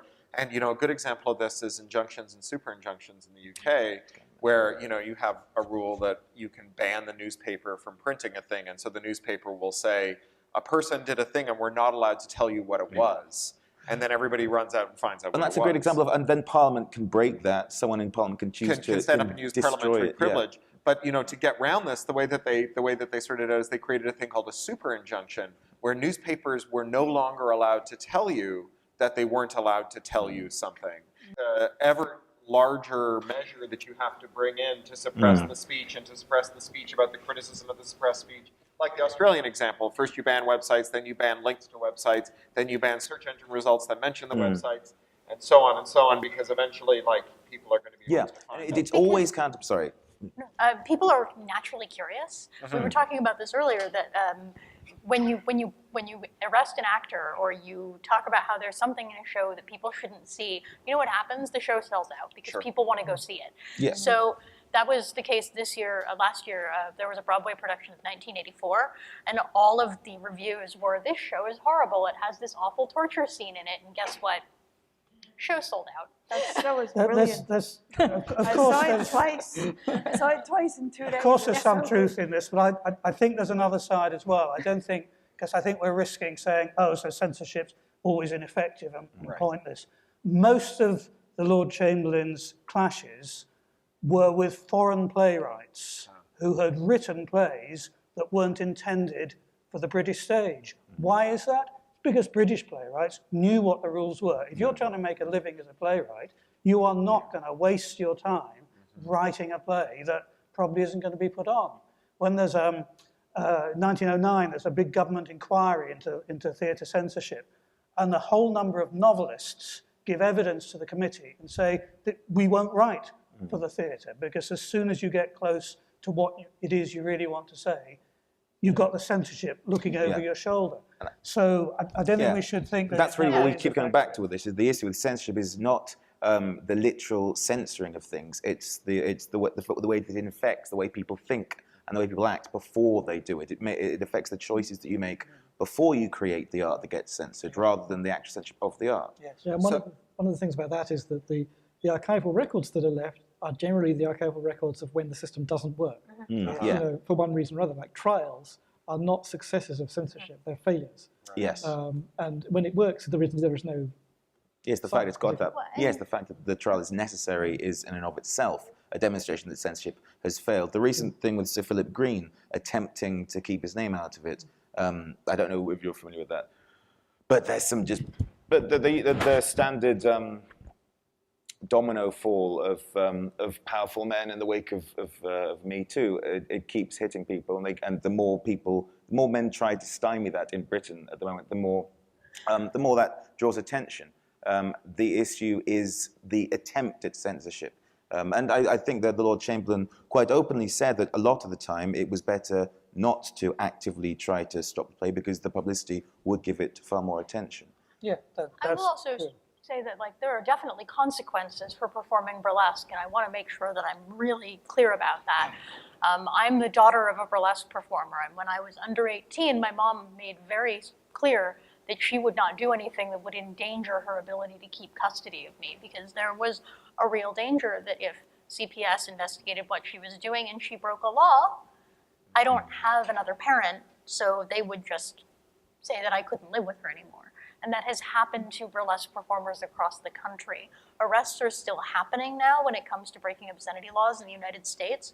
There have been custody cases between people who are getting divorced where one partner is a burlesque performer and an ex-husband is a person who says, well, she does burlesque, so she's not morally fit to be the custodial parent. So there are consequences, and it's not, it's not a safe art form by any means. And that's a great example where the consequence is in fact a legal consequence independent of the laws about this specific thing. That you get hit more harshly by laws about an unrelated thing because international travel is a good example as well. You can be screwed. A now dead friend of mine was regularly denied entry into the US for moral turpitude because of an autobiography which he'd published. And this is a big issue with not the DHS, with Customs and Border Patrol announcing that they're going to delve into the social media history of people who applied for travel permission to enter the United States. Is that it's a license to look into the jokes you've told your friends to see whether there's anything that a Customs and Border Protection official doesn't like. Well, it's there on the visa waiver form. It's optional at the moment, but there's a space to put your social media handles. Yeah, in. that's right. This business of naming a thing as forbidden and then it increasing its profile. Michael Masnick coined a widely used term for it now called the Streisand effect, and it refers to a coastal erosion survey, aerial survey done in California every year, where they fly over and they look at what's happening to the coast, and they incidentally capture all the big houses that are on the coast, including Barbra Streisand's house. And it's an open data set. It's produced by a government agency, and there are thousands of photos of the whole coastline. And Streisand objected to the presence of her mansion's roof in this photo set and sought an injunction to have it removed. And at the time, the photo had been viewed 3 times, once by her, and by the time she was told she wouldn't be allowed to remove it, it had been viewed 500,000 times. And so they christened this term to refer to this rebound effect. Actually, I would just go back to what you were saying about it is important to remember that censorship does have negative consequences and is effective in other ways. It is true. I mean, even with a lot of the cases we talk about where it's a success and against censorship and the censorship fails, it's a success from our perspective, sitting here talking about events years, maybe even centuries after they've happened. The personal reality of the individuals involved at the time can be horrific and utterly damning. And even if they do end up winning, the trauma of going through that process, it raises serious questions about whether it was worth it or not. Years of your life went to that trial instead of to writing the next Absolutely, novel and then or the rest of your life being play. defined by that. Yeah. There's a playwright in the 1930s who has a phrase, talks about the unborn plays that a generation of writers would have liked to write but haven't been able to write. And the difficulty with censorship is we're always only able to look at the cases that have actually come into being. What we can never know about, unless somebody's recorded in a diary something they wanted to do, what we usually can't look at is the way it's actually silenced things before they came into being, the plays that haven't been written, or novels that haven't been written, whatever. Now, Milton talks about this in the Arabigitica as censors as people who sit in judgment on the birth and death of books, preventing the birth in the first place of a book in a godlike manner. Yes, and in theatre, you've got the case of the theatre manager telling the writer before it ever gets anywhere near the Lord Chamberlain. So then you've got potentially the writer censoring himself, herself, consciously. And then there's maybe another stage where they don't even realize they're censoring themselves, actually. Yeah, that level of indirection, I think, is really important because, of course, it means that you're always playing blind man's bluff. You know, you're asking the theater manager what he thinks the Lord Chamberlain is going to say, and the theater manager can therefore shape what you say to suit his tastes as well as his understanding of the law. Something that's very striking, reading your piece, I think it's your piece about the Lord Chamberlain's office, or maybe it was one of the pieces on the reading list anyway, is that there's a certain sort of way of speaking that British civil servants have that I think takes... I know exactly what you're saying. It starts in like the 1880s and it runs right through to maybe Margaret Thatcher when it dies. And it's a certain sort of public spiritedness in a certain way. You know, it's very reasonable and people will discuss these things in a rather dispassionate way. And it's in a certain sense that these are public servants and they're quite well informed and they're educated and they're civilized.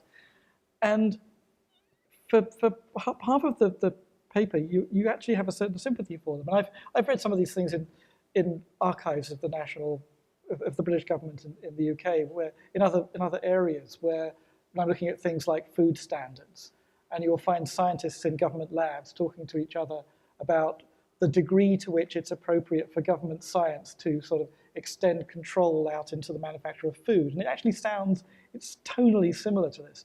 And but there's a sudden very disconcerting effect when the paper, or one of the papers, starts talking about what happens when that sensibility confronts a situation like the late 1930s, when on the continent you have totalitarianism and playwrights and theatre managers want to bring out plays which have fascism portrayed. And suddenly that tone has a completely flipped 180 degrees meaning, for me at least as a reader of it, where what otherwise comes out as like we're all roughly on the same side and we're all reasonable people suddenly looks like that famous novel about the butler in the country house where they have where they're running a sort of quisling foreign, what's the right? Remains of the Day. Remains of the Day, thank you. I mean, it suddenly sounds like that. It suddenly sounds an awful lot more sinister. Mm-hmm. Yes, well, I don't know if this is the example you're thinking of, but what you also start to get is the internal debate in the Lord Chamberlain's office in the late 1930s, which is, in a way, is less guarded than when they're talking out to the playwrights and the managers and so on, because you couldn't, Lord Chamberlain wouldn't approve any play that was critical of fascists, critical of Hitler, critical of the Nazis, right up until the day the Second World War started. He had that policy. And there are people in his own office who are increasingly appalled by this and saying, you know, we're accepting totalitarianism and fascism here if we're not allowed to protest against it. So you start to get quite a heated debate within the office. It's a theme in Siegel and Schuster making Superman as well, where it's finally a place where they can talk about their anxiety as you know, a Jewish Canadian and a Jewish American hearing rumors of war, and not you know, neither country. Well, Canada had entered through its empire loyalty, but America hadn't entered, and it became a way for them to intervene in this dialogue. But again, using a medium that nobody took seriously enough to criticize them for politicking in. Interesting, I think. One of the issues that comes up again and again in the 1930s in Lord Chamberlain's office is the with the non-authorizing of plays critical of Germany and the Nazi Party, is specifically that it's one-sided. They're one-sided. They're giving a very one-sided view of things.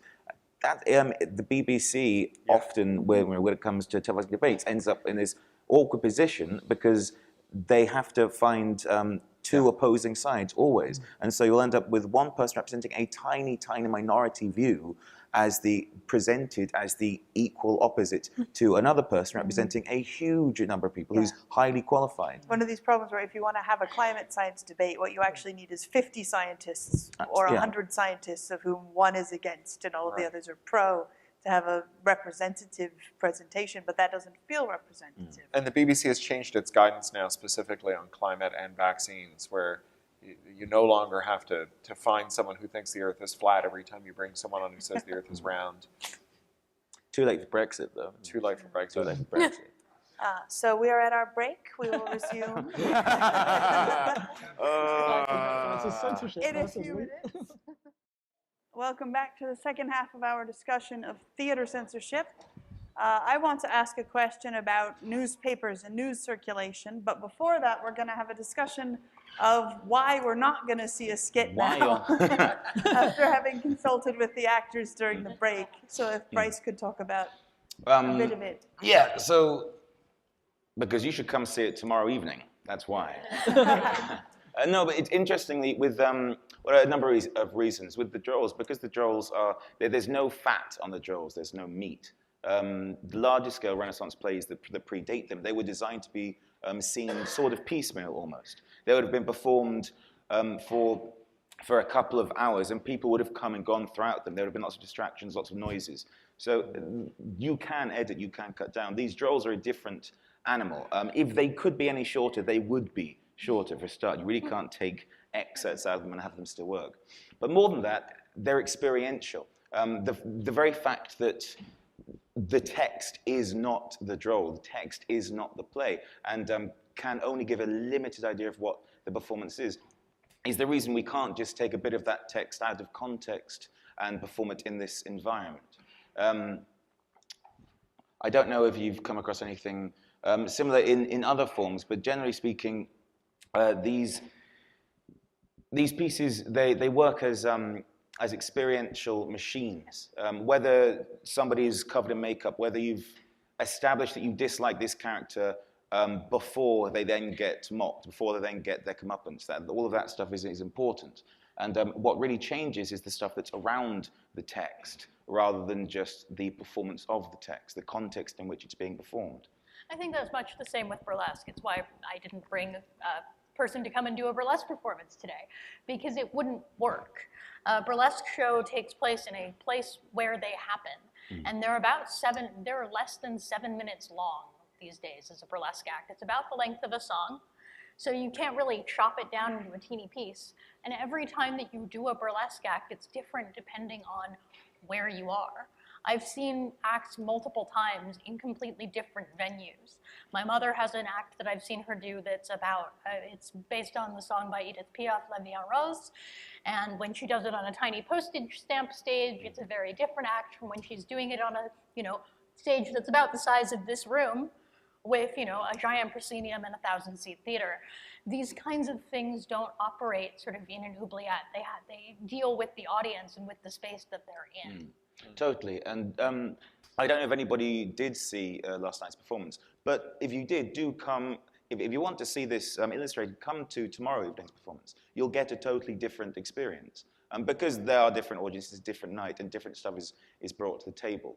But yeah, it's very much the way that the drolls work is in the same way that that a folk night works. The reason that if you go to some Irish bar and you get everyone picking up drums and fiddles and guitars and playing a piece of music, and then you go to that same bar with mostly the same people, but on a different month, the songs will be completely different. And that's and the experience, more importantly, the experience of the songs for the audience will be totally different. And that's obviously a totally different thing to simply picking up a guitar right now and then singing a song twice. The context, the experiential context of the text as being a collaboration between the performers, sure, but also the audience and the world and time in which it's being performed. That's really what makes it so different. That's that combination of things, that recipe of ingredients is what makes the text different, depending on when it's being seen and who is seeing it. It was interesting, when I saw the show last night, one of the things that was really familiar to me was the audience interaction. That's a large part of burlesque as well, and how you interact with your audience. And at one point, you grabbed somebody's chair and you spun them around, and then you put them in their seat in the front row. And I've seen burlesque performers walk up to the edge of a stage, look at an audience member who seems either completely into it or absolutely like, no, please don't look at me, and offer their hand, and you have to take off their glove. So it's a part of the experience is that there is an audience to interact with. Also, much like with burlesque, so I don't know if you'll agree, a lot of it is about establishing this version of yourself, establishing a caricature of whom what you are. You're even though you may, you'll usually give a fake name, a character and so on, but you're still sort of you at the same time. But it's very much a caricatured version of you. It's taking elements of what you are and magnifying them, putting them up large.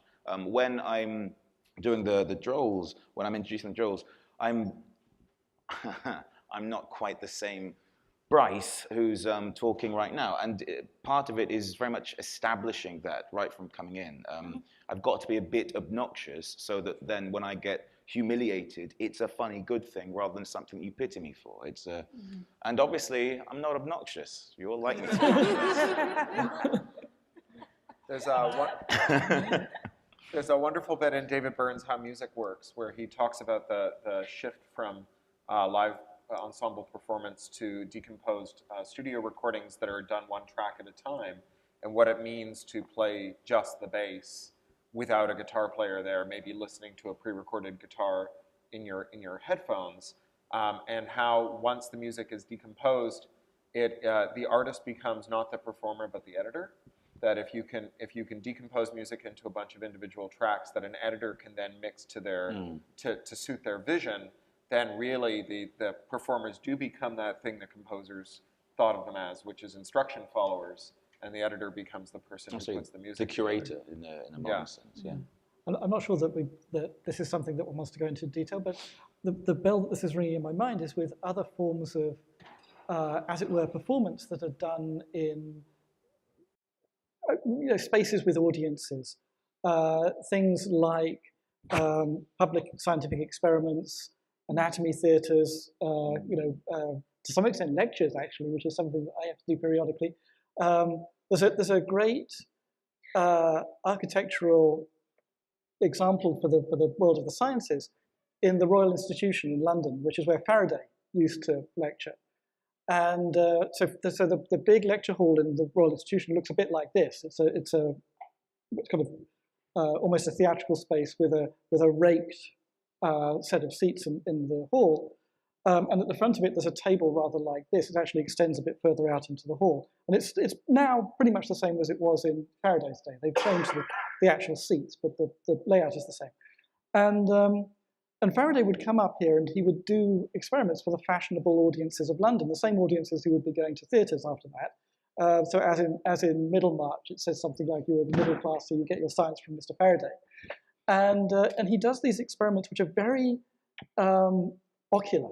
They're supposed to be seen, and what you see when he does them are simple demonstrations of natural powers. So the most famous one is the electric motor stroke dynamo, where you sort of have a combination of magnets and fluids, and you can see a kind of circular motion coming around because of an electromagnetic field that's being set up. What you don't see is the rehearsal. And the rehearsal actually happens underneath.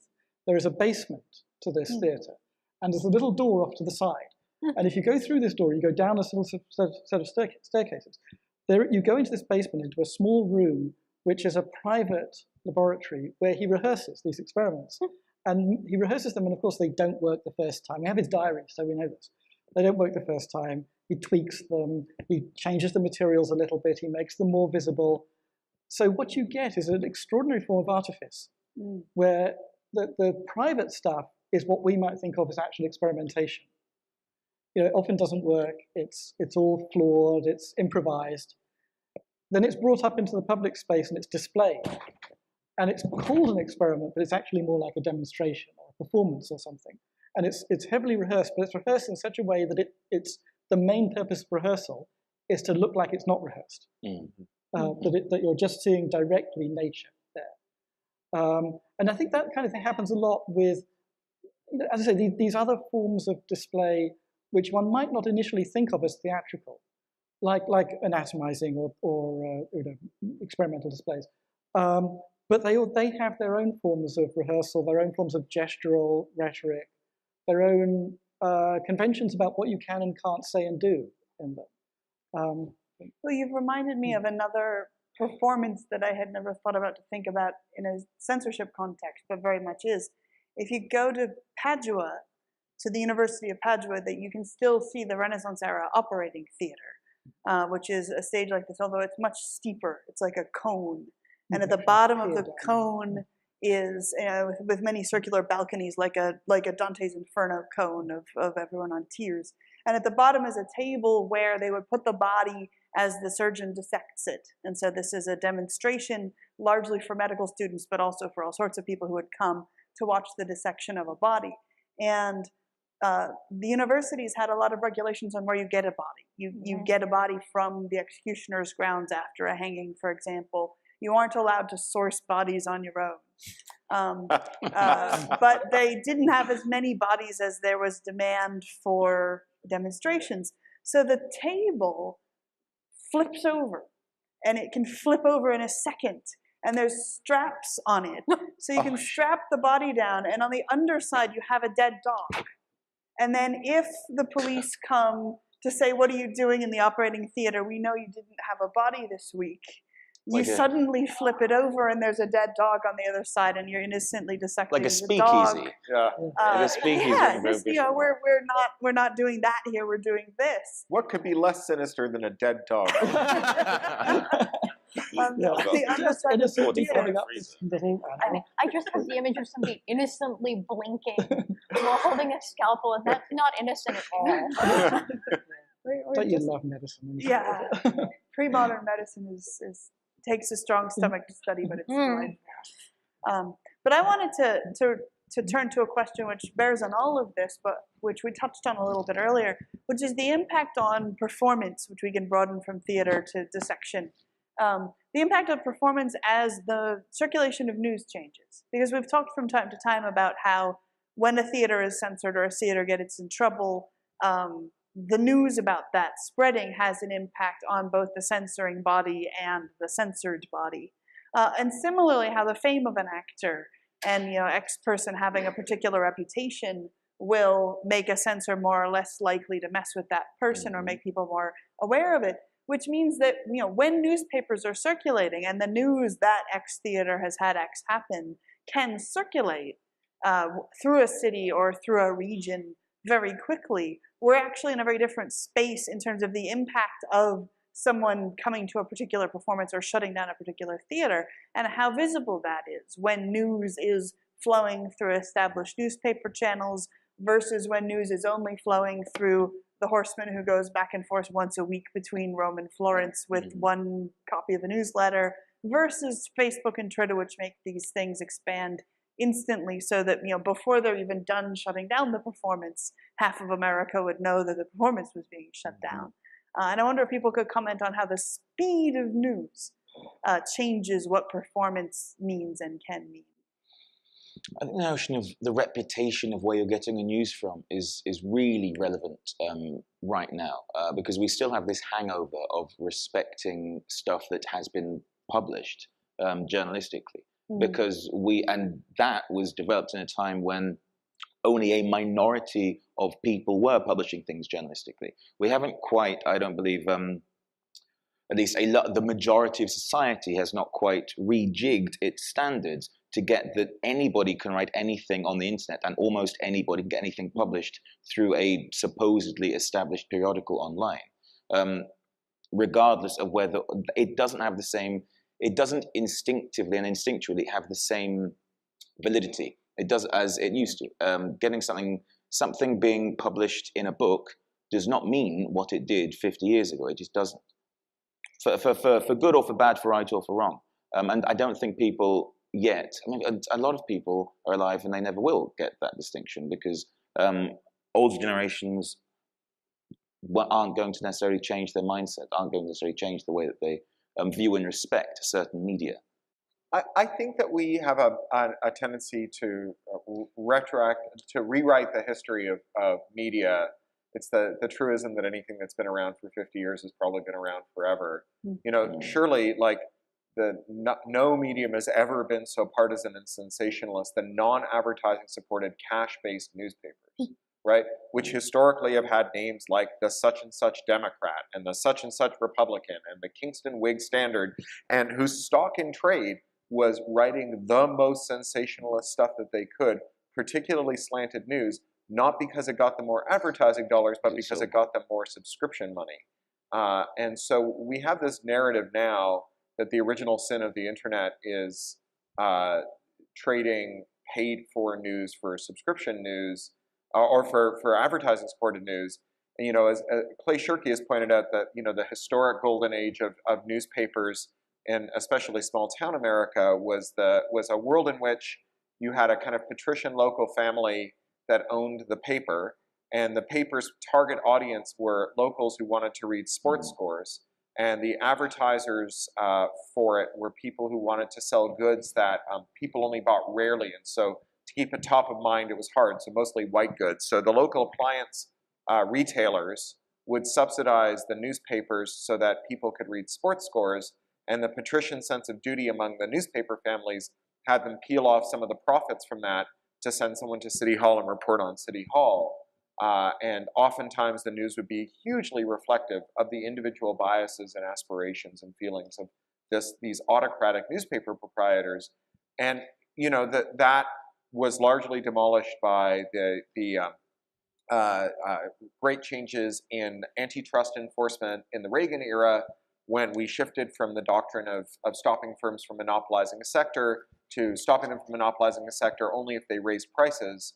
And so we had centralization of newsrooms, we had news content become a lot more homogenous nationally, and great shifts that made news brittle and more readily disrupted by online.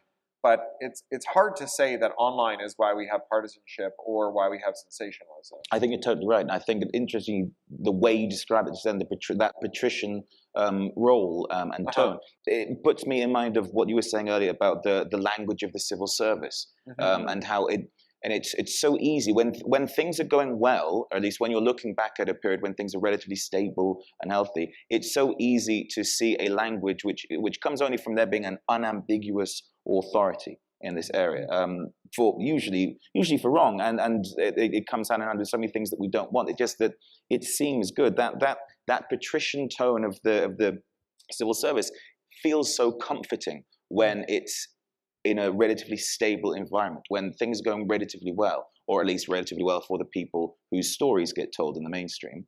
And then the instant that it's the 1930s and that is being used in the context of the rising National Socialist Party, a much darker tone becomes apparent, and you realize just how utterly inappropriate it is. The same is true of a lot of the small town paper families, newspaper families that you're talking about. It's all great and good when we're thinking of classic, happy white picket fences and good, wholesome families, everything going well.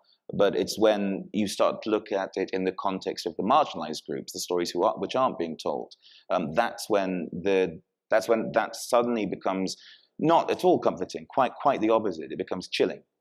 I mean, if you wanted to name one very patrician newspaper proprietor today who really believes that he's operating out of a sense of public duty to bring values that are important to him to the world, it'd be Rupert Murdoch, right? I mean, he's pretty much the only one who is not purely motivated by profit and who publishes things on the basis of ideology. Like when News Corp buys a Sarah Palin biography or autobiography memoir at 10x what it's worth and pulps 90% of the copies they publish, it's really because Rupert wants to make sure that there's as big a splash as possible for the ideas of someone he thinks of as being very important, right? And you know, not because he relishes the thought of losing millions of dollars by paying over the odds for a Sarah Palin memoir. And you know, I don't agree with anything he has to say, but you know, it's dangerous to wish for mere patrician value, sense of duty, and ideology as a guiding force behind the news. Well, totally. I mean, tyranny, isn't it? I mean, tyranny's great if you've got a really great person in charge. That's not an argument. Benevolent dictators fail badly. Yeah.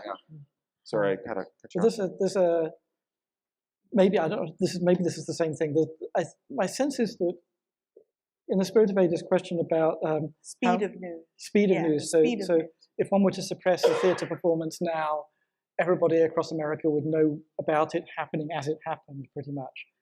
Part of the reason for that is not just that there's been a sort of dispersal of ownership. It's that we're all carrying around cell phones and cameras.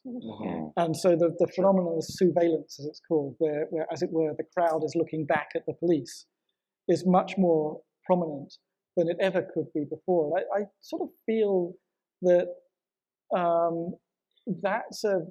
that's a big change, for all that there's always probably sempiternally been sort of expressions of sympathetic outrage, sympathy-generating outrage when suppression happens. It hasn't had that flavor where if I were to say something outrageous now, probably 30 people in this room would be recording it or videoing it, and it could be put up on, well, actually, ironically, Facebook or something, you know, immediately. And it's part of the thing that strikes me is that sort of nexus of it. It's the fact that the recorders and the transmitters are indeterminately spread through publics and audiences now. An example of that, we had a play in the UK that was closed down.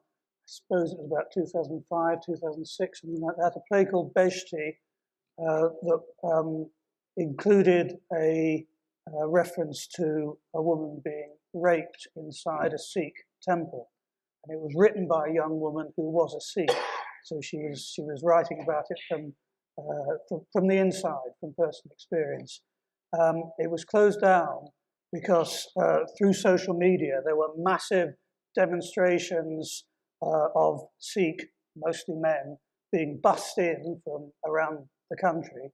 The theatre in the city of Birmingham, where it was on, had in its other theatre a children's pantomime going on, and demonstrators were throwing stones, bricks at the windows, and the police said they couldn't guarantee the the safety of the audience.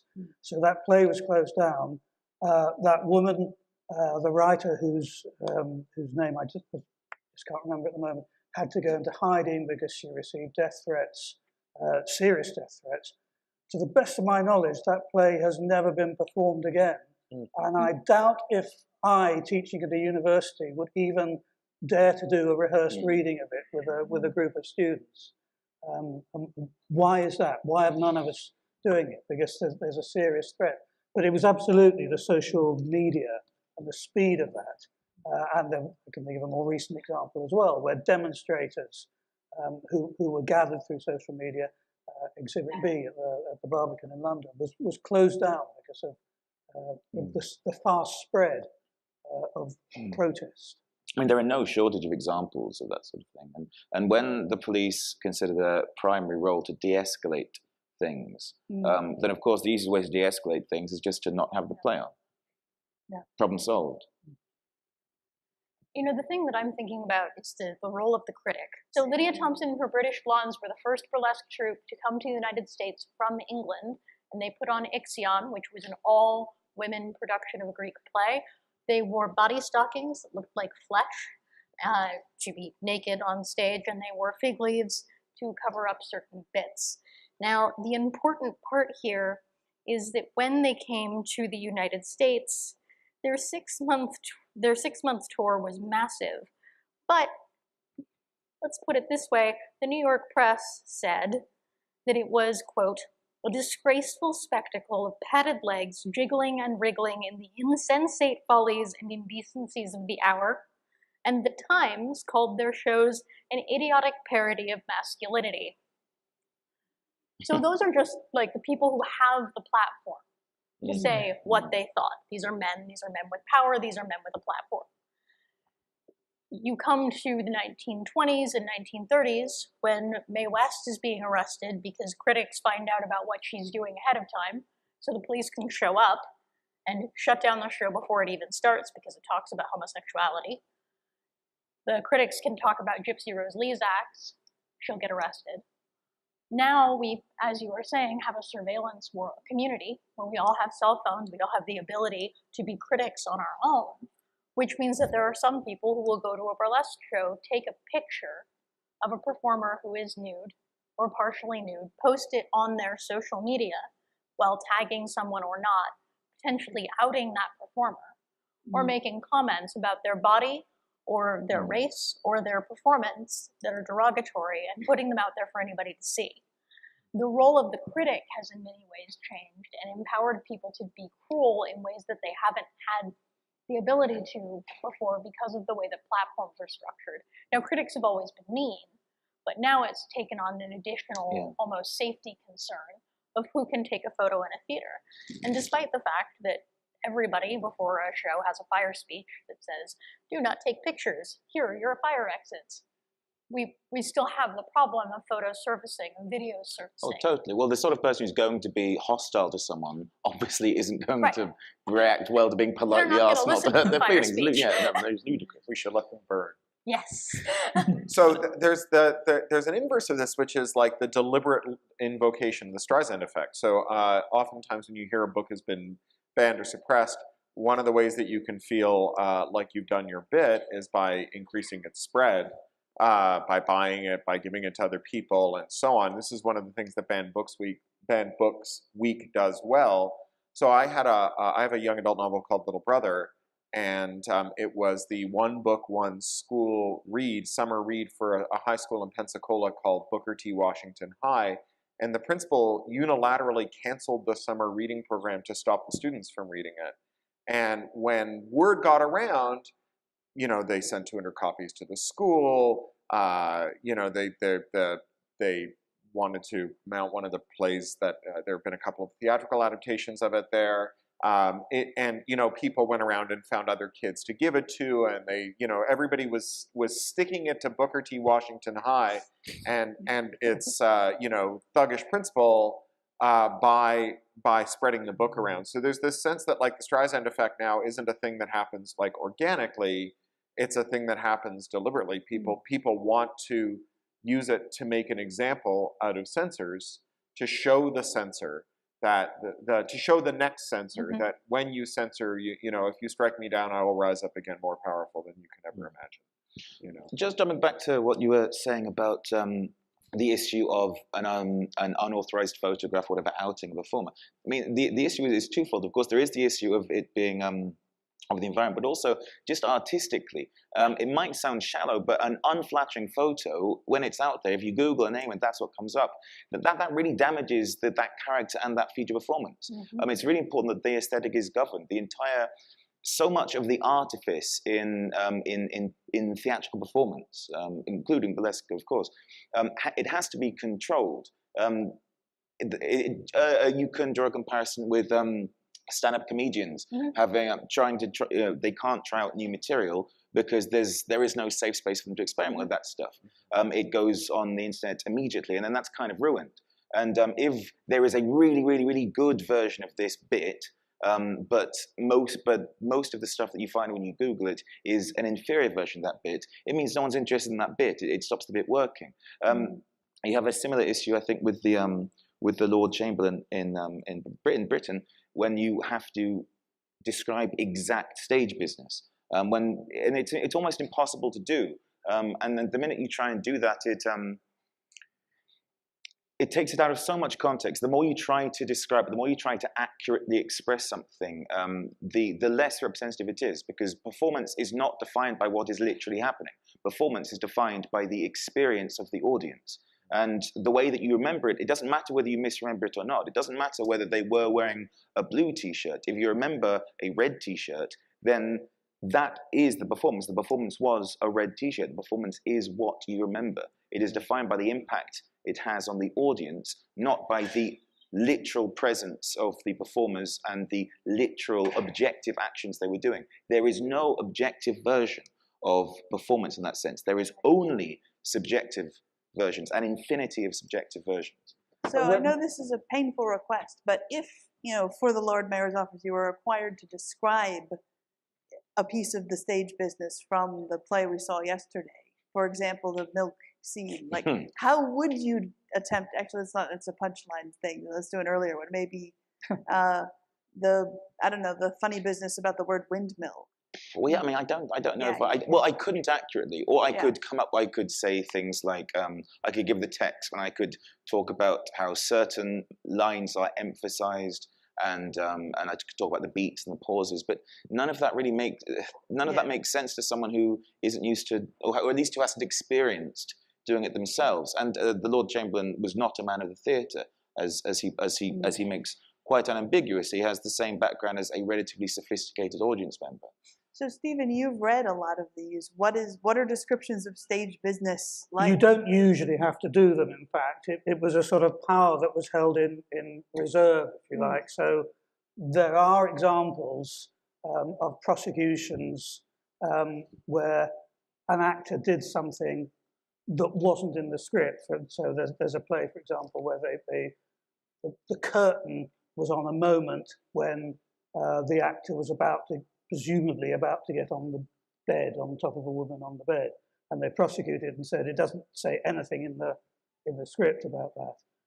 But you didn't normally actually have to send in stage directions. They have debates about what the text of a play is. Is it just the spoken bit, or is it the full text? But I mean, anybody who's ever done any theatre at all knows that before you start rehearsing, you can't possibly put down every single move, with the possible exception of Samuel Beckett in it. You just can't. You could put down, well, of course, there are writers who do put in a lot of stage directions, Eugene O'Neill, for example, Ibsen, but that's sort of its own genre, that's its own style. Yeah, and even then, there are going to be some other things as well that are discovered in Actually, a good example, I've got to go back to the health and safety side of things and the milk scene. I've had to try to justify the amount of milk used before, and it's impossible to do. You can't really explain to a stage manager why a gallon of milk is funny in a way that a half pint just isn't. It wouldn't be funny. If I tried to do that with a small amount of milk, it wouldn't be funny. I mean, the milk has to spray everywhere. We can't do a contained version that's easy to clean up, because it's just, there's no point doing it at all at that point. It's Sam Raimi in the Evil Dead 3 talks about having to justify why 3 zombie skeletons is necessary rather than just 2 zombie skeletons in this random shot. It's these things. Perhaps there is some way to define and justify that, but the people judging it and the people who have to explain it are not qualified to do that. It's something instinctual. John Cleese talks at great length about the issues with studying comedy, with trying to justify comedy in a formulaic way, and how firstly how difficult it is, but also how that's only one type of comedy. That's a certain type of craft of comedy. Something else, there's just so much of it. The windmill bit, the weird when I say windmill and maybe make eye contact with an audience member when I do it. You can't, that's not something which I mean, every single time uniformly it works. It's very funny, and it's something which I understand and know how and why it's funny. But it's not something that I am able to put on a bit of paper and give to a stage manager for a health and safety report. Under the Lord Chamberlain, you couldn't have had a male actor say to another male actor, "I love you." But any 2 actors could convey that on stage with a look and a gesture, or 2 female. Rattigan's a great example.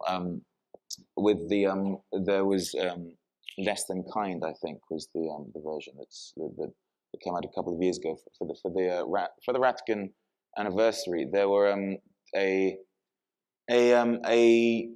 unperformed early draft of another play had a little tour, and there were so many characters. And Terence Rattigan obviously was a homosexual writer in a time when that was illegal in Britain, and he was able to and so much stuff was getting and in this early form of the play, a lot of issues are touched on there quite unambiguously.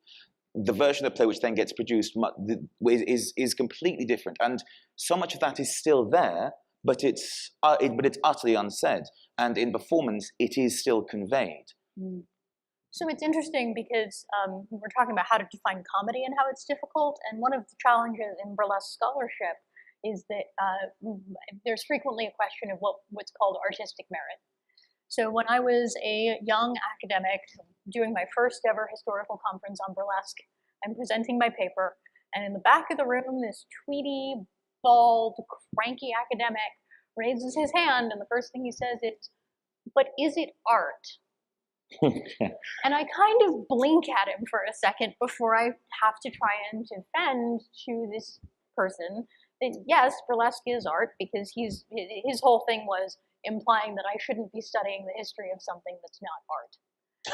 Heaven forfend. Now, this is kind of a common theme in burlesque, because every time that it's prosecuted, anytime that comedy is prosecuted in the United States, or film, or graffiti, or whatever, obscenity or comic challenge, books, the question is always artistic merit. We'll let it go forward if it's artistic.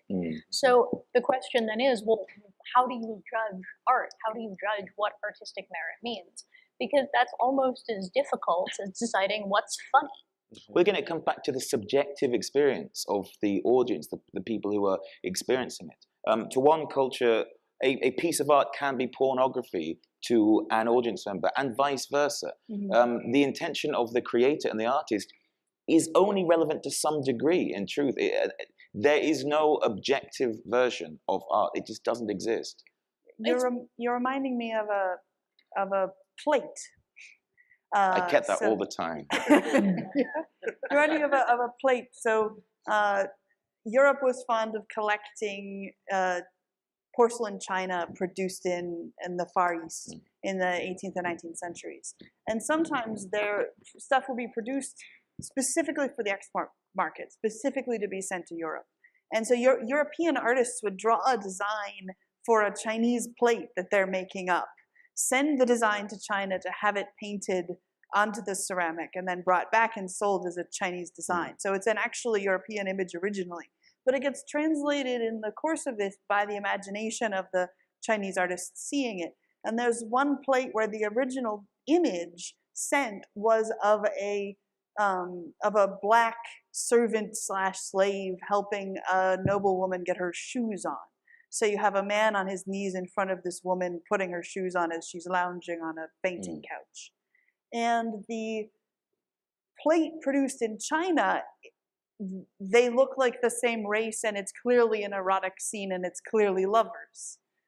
Because this scene didn't parse and make sense to the artist seeing it, didn't understand the class elements that were being conveyed by the representation of the figures in the original, particularly since in a lot of Eastern art it's habitual to portray a male figure with darker skin than a female figure because ideas of beauty and paleness were associated with femininity. So the difference in skin tone didn't communicate a difference in status to the artist seeing that sketch.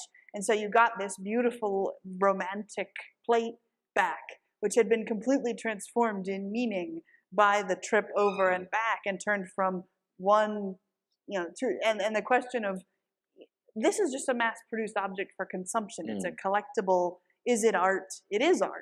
And in fact, it's a piece of art that's undergone multiple transformations to become a kind of art that almost has no author, because there is no, the author of the original sketches message didn't get across, but the Chinese artist has transformed the other one. So it's one of these complicated, is it art or is it kitsch? And does it even have an author? If we wanted to prosecute somebody for making an erotic plate, who is the originator of this erotic plate? There isn't an author of this erotic plate.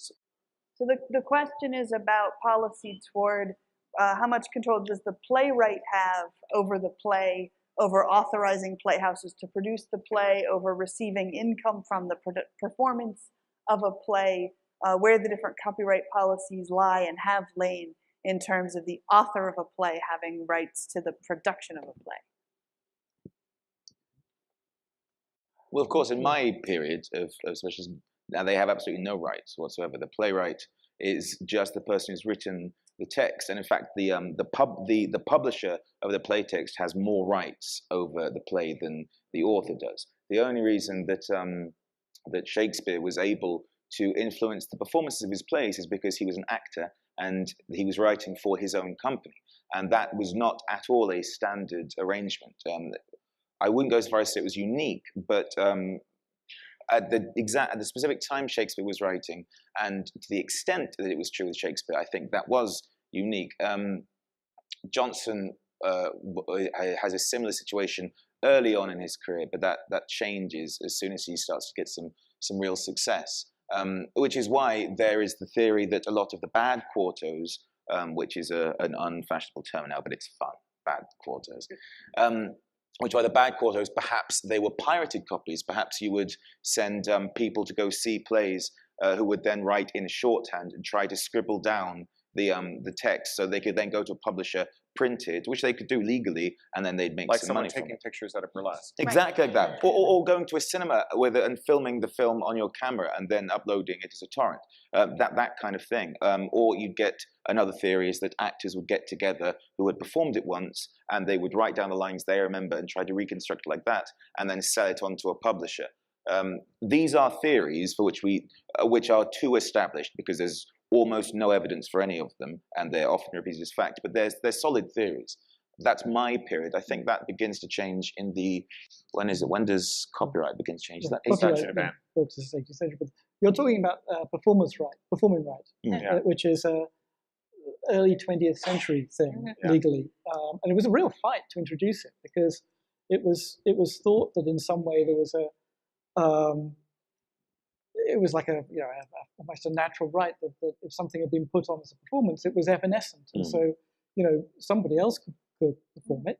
And in France, for a long time, actually, in the 18th century, there was a convention, which I think was more a convention than a law, that when you first put on a play, everybody else would leave it alone for you, and it ran for a certain period. I forget what the period was, and then it went through what was called the fall, la chute. And at that point, it just became open to anybody, and anybody could produce it. And the idea was that, I don't think this was a law, but it was a convention among theatre owners, that they wanted to preserve sort of the ability for people actually to afford to put on productions, which was what the initial period of exclusivity allowed for. But then they also wanted there to be a generally vital theatrical culture. So after the shoot, it went through to everybody. But the performing right is it comes with a big sort of expansion of copyright across domains around the year 1900. When it extends into things like recordings more as well. Yeah, 1908 for sound recordings. I mean, one way to think about like this debate is to think about the performers and phonograms, where the performers, the composers are like, how dare you reproduce my work? And the performers are like, what did you think I bought the sheet music for? Like, why do I need a license to perform the sheet music? So, more recent example, Adobe had a DRM for ebooks. They were the first company to ever sic the FBI on a researcher for breaking their DRM, and it brought a lot of scrutiny to their DRM. They had a guy, a Russian national named Dmitry Skilyarov, dragged off stage at a technical conference in Las Vegas for pointing out that their software didn't work. I still have my free Skilyarov t-shirt. Yeah. So one of the things that Adobe, it turns out, had in their ebook thing is you could tick a box to say whether or not your license included the right to read the book. And so Adobe had, like at the stroke of a pen, taken what I think most people assume they got when they acquired a book, which was the right to read it, and they had turned that into a separate licensable element, separate from your lawful acquisition of the book. You lawfully acquired the book, then you acquired the right to read it as a separate transaction. So when I licensed my own work for stage performance, which I've done a few times, or for a stage adaptation. So I license a playwright. Usually my agent negotiates my right to veto the playwright's work. And then in some cases, I was trying to remember the details. I know at least in some cases, I then had the right to veto the playwright's authorization of anyone to adapt the work further. So the playwright could tell a company, yes, you can mount this as a one-person production or whatever, but then I had the right to look into that, which no one's ever asked me to do it, and I'm generally a pretty permissive person, but it raises this important question, which is a corollary to like what is art, which is what is fair, and what is fair use. So fair use starts as a completely common law doctrine, right? You would have someone who'd make a use, you'd have someone who'd object to a use, they would go to a judge, and the judge would say, sounds right to me, or it doesn't sound right to me, and they'd make reference to case law, but they wouldn't make reference to black letter law. There was no statutory law defining it. And then the Supreme Court the Congress codifies this in the 70s into what's called the four-factor test, which you may have heard of in terms of fair use, which are the nature of the underlying work. So like, are you taking a creative work or a largely factual work? So a news broadcast where the guy cracks a joke is mostly factual with a little creativity, but a movie about someone chasing tornadoes is entirely creative. How much of the work you're using, a small taking or a large taking, how transformative your use is it critical? Does it make a new work out of it? Is there a free speech dimension? Is it critical to political discourse? Are you remixing it to say something about politics in the moment where there's a strong First Amendment interest? And then are you disrupting the market for the underlying work, which has turned to be hugely problematic? So if I can convince people to license something that would otherwise be fair, I can make it not fair by saying, well, you're disrupting the market for the work because I've already established that people will pay me for a license to this. So now you're disrupting that market. But as the eminent copyright scholar Johnny Depp once told us, those are more what you call guidelines. So it turns out the Supreme Court can ignore, or any court can ignore all of that stuff and still call a work fair. And the most important example of this is the Betamax. So the VCR comes out in 1976, 8 years of litigation, gets the Supreme Court in 1984. There are 6 million VCRs in America's living rooms. The Supremes have all watched movies in their kids' houses. They drove past video rental stores to get to the court that morning. They're not going to ban VCRs, even though VCRs totally fail all four factors. You take Hollywood movies, you make 100% faithful copies of them instead of renting them, and you don't transform them, right? They're a complete non-starter for fair use, and the courts say, it's still fair. Common sense revolts at the idea that it's not fair. And so no one's ever figured out how to like tee this up. What you end up with is people coming up with dumb rules of thumb, like if it's 10 seconds, it's fair, or if it's non-commercial, it's fair, or if you write no copyright intended, it's fair. You see this on YouTube all the time. And the best proposal I've seen so far comes from Tim Wu, the copyright and competition scholar at Columbia, who coined the term network neutrality, who says a thing should be fair if it's transformative. That's his only test. If you make a new work out of it, if you add something new to it, that the free expression that we want to see in the world is enabled through transformation, and it's the only question we should ever ask. So it's interesting that fair use comes up because that is the biggest legal challenge to burlesque. Of course, sure. So a lot of performers right now are doing what's called nerdlesque, where they play a character from one of their favorite movies or comics or books, and they then have that character script on stage. So there are people who have sued burlesque performers. There's a reason why I'm not giving you the names of the performers that have done this, because I want to make sure that they're protected, because there have been instances of, say, full productions that use all of Led Zeppelin's work being played by a band, well, performers stripped to it, and Led Zeppelin's lawyers kind of went, you can do it this year, but we're going to have to talk about licensing later. And so the question becomes, what is fair use for burlesque performers? And there's been a lot of really difficult debate about what does copyright mean when you are getting up on stage and basically poking fun of or sexualizing a character. There's a lot of performers who are aware that they are stepping on potential legal toes. And one of the things that's interesting about sort of burlesque in that particular conversation as well is that it's a community convention, that you won't steal somebody else's act, that, you know, okay, so I'm not going to do a Jessica Rabbit number that uses the exact same music as somebody else, because then I would be doing their act. So I have to come up with my own Jessica Rabbit number, because otherwise I'm stepping on their toes. And there are people who have called somebody out for having a stage name that's too close to somebody else's. So there are community policing standards almost. Same true in stand-up comedy. Yeah, exactly. Yeah, So normative. It's also important to remember in all this that earlier in this, in the DNA before the development of copyright, is the fact that in the manuscript and preprint period, and really up until the beginning of the 18th century or the very late 17th, the only remuneration anybody ever expects from disseminating any written text is word fame, right? What you get is fame. If you're living on this, it's because you're dedicating the thing to the Duke of such and the Duke of such and such is giving you money. Or you're making your hometown famous, and so your hometown gives you a stipend or gives you a position at the school.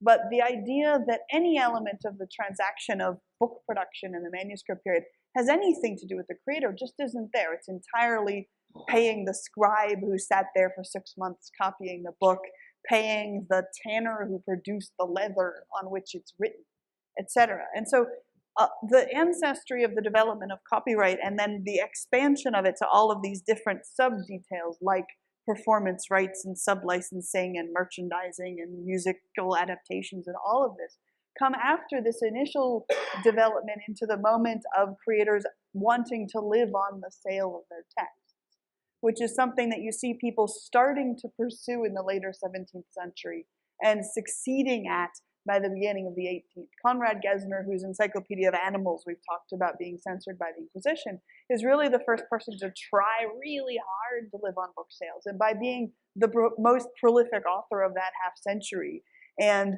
visiting publishers every day to ask, do you need a learned introduction for something? Anything, whatever it is, I'll write you a learned introduction to it, no matter what it is, so long as you pay me.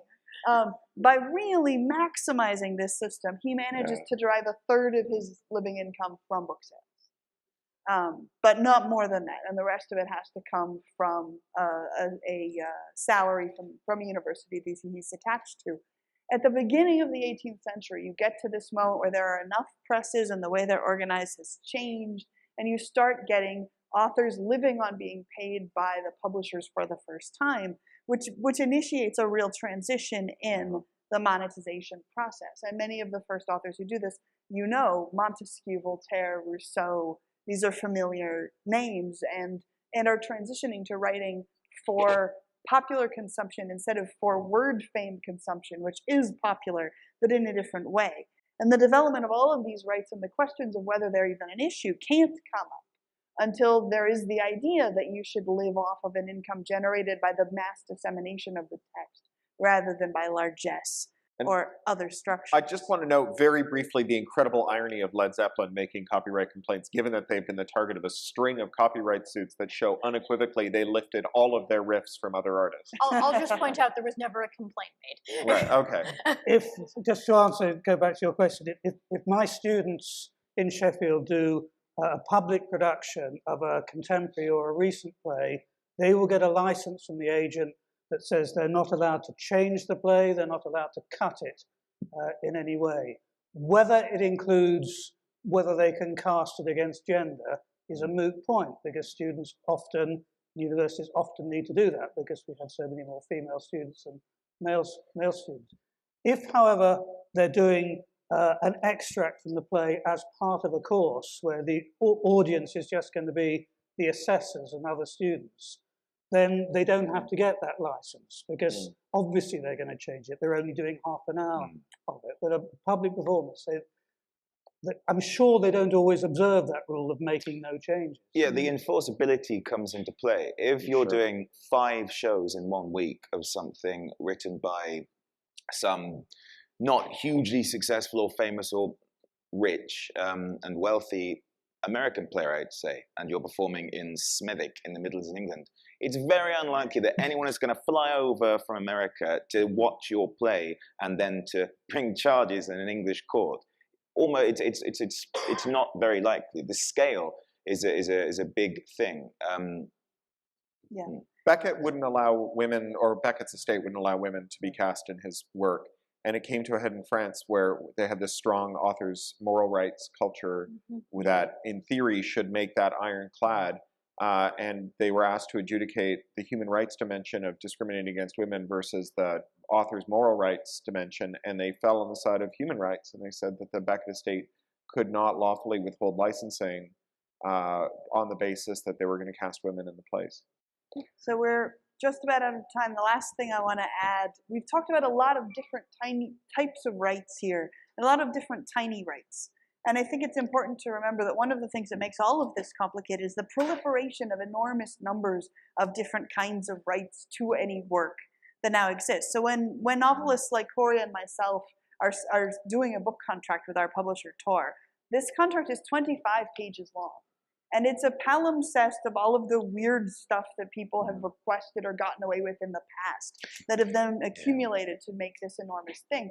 And it has rights for dozens of different, rights for whether you can sell sections of the text in a playbook at a performance of a theatrical adaptation of the text. And one of the things in there is non-dramatic reading rights. And when I got to that, I asked my agent what that was. We asked the head of the agency what it was. They went out and asked all the agents. They knew what that was. And then surreptitiously, I talked to publishers who were friends to see if they knew what they were. And I talked to more than 50 people in this industry, none of whom knew what this right is. I possess this right. The contract specifies that this right is mine. Whatever it is, I can access it or allow other people to have it. But there are so many different types of use. You have to read it in a monitor. Reading it in a boring speech way. to text to speech. But what it means is there are so many different kinds of rights that the degree of complexity, just like how every burlesque performer has to research the statutes of every town in which you're performing, makes it very, very difficult and creates an entire industry out of figuring out whether rights exist. Full employment for lawyers. Which can then multiply the instinct to say, well, it might not be okay, so I won't do it. Hence, again, the multiplication of self-censorship. All right, thank you all. Let's thank our participants.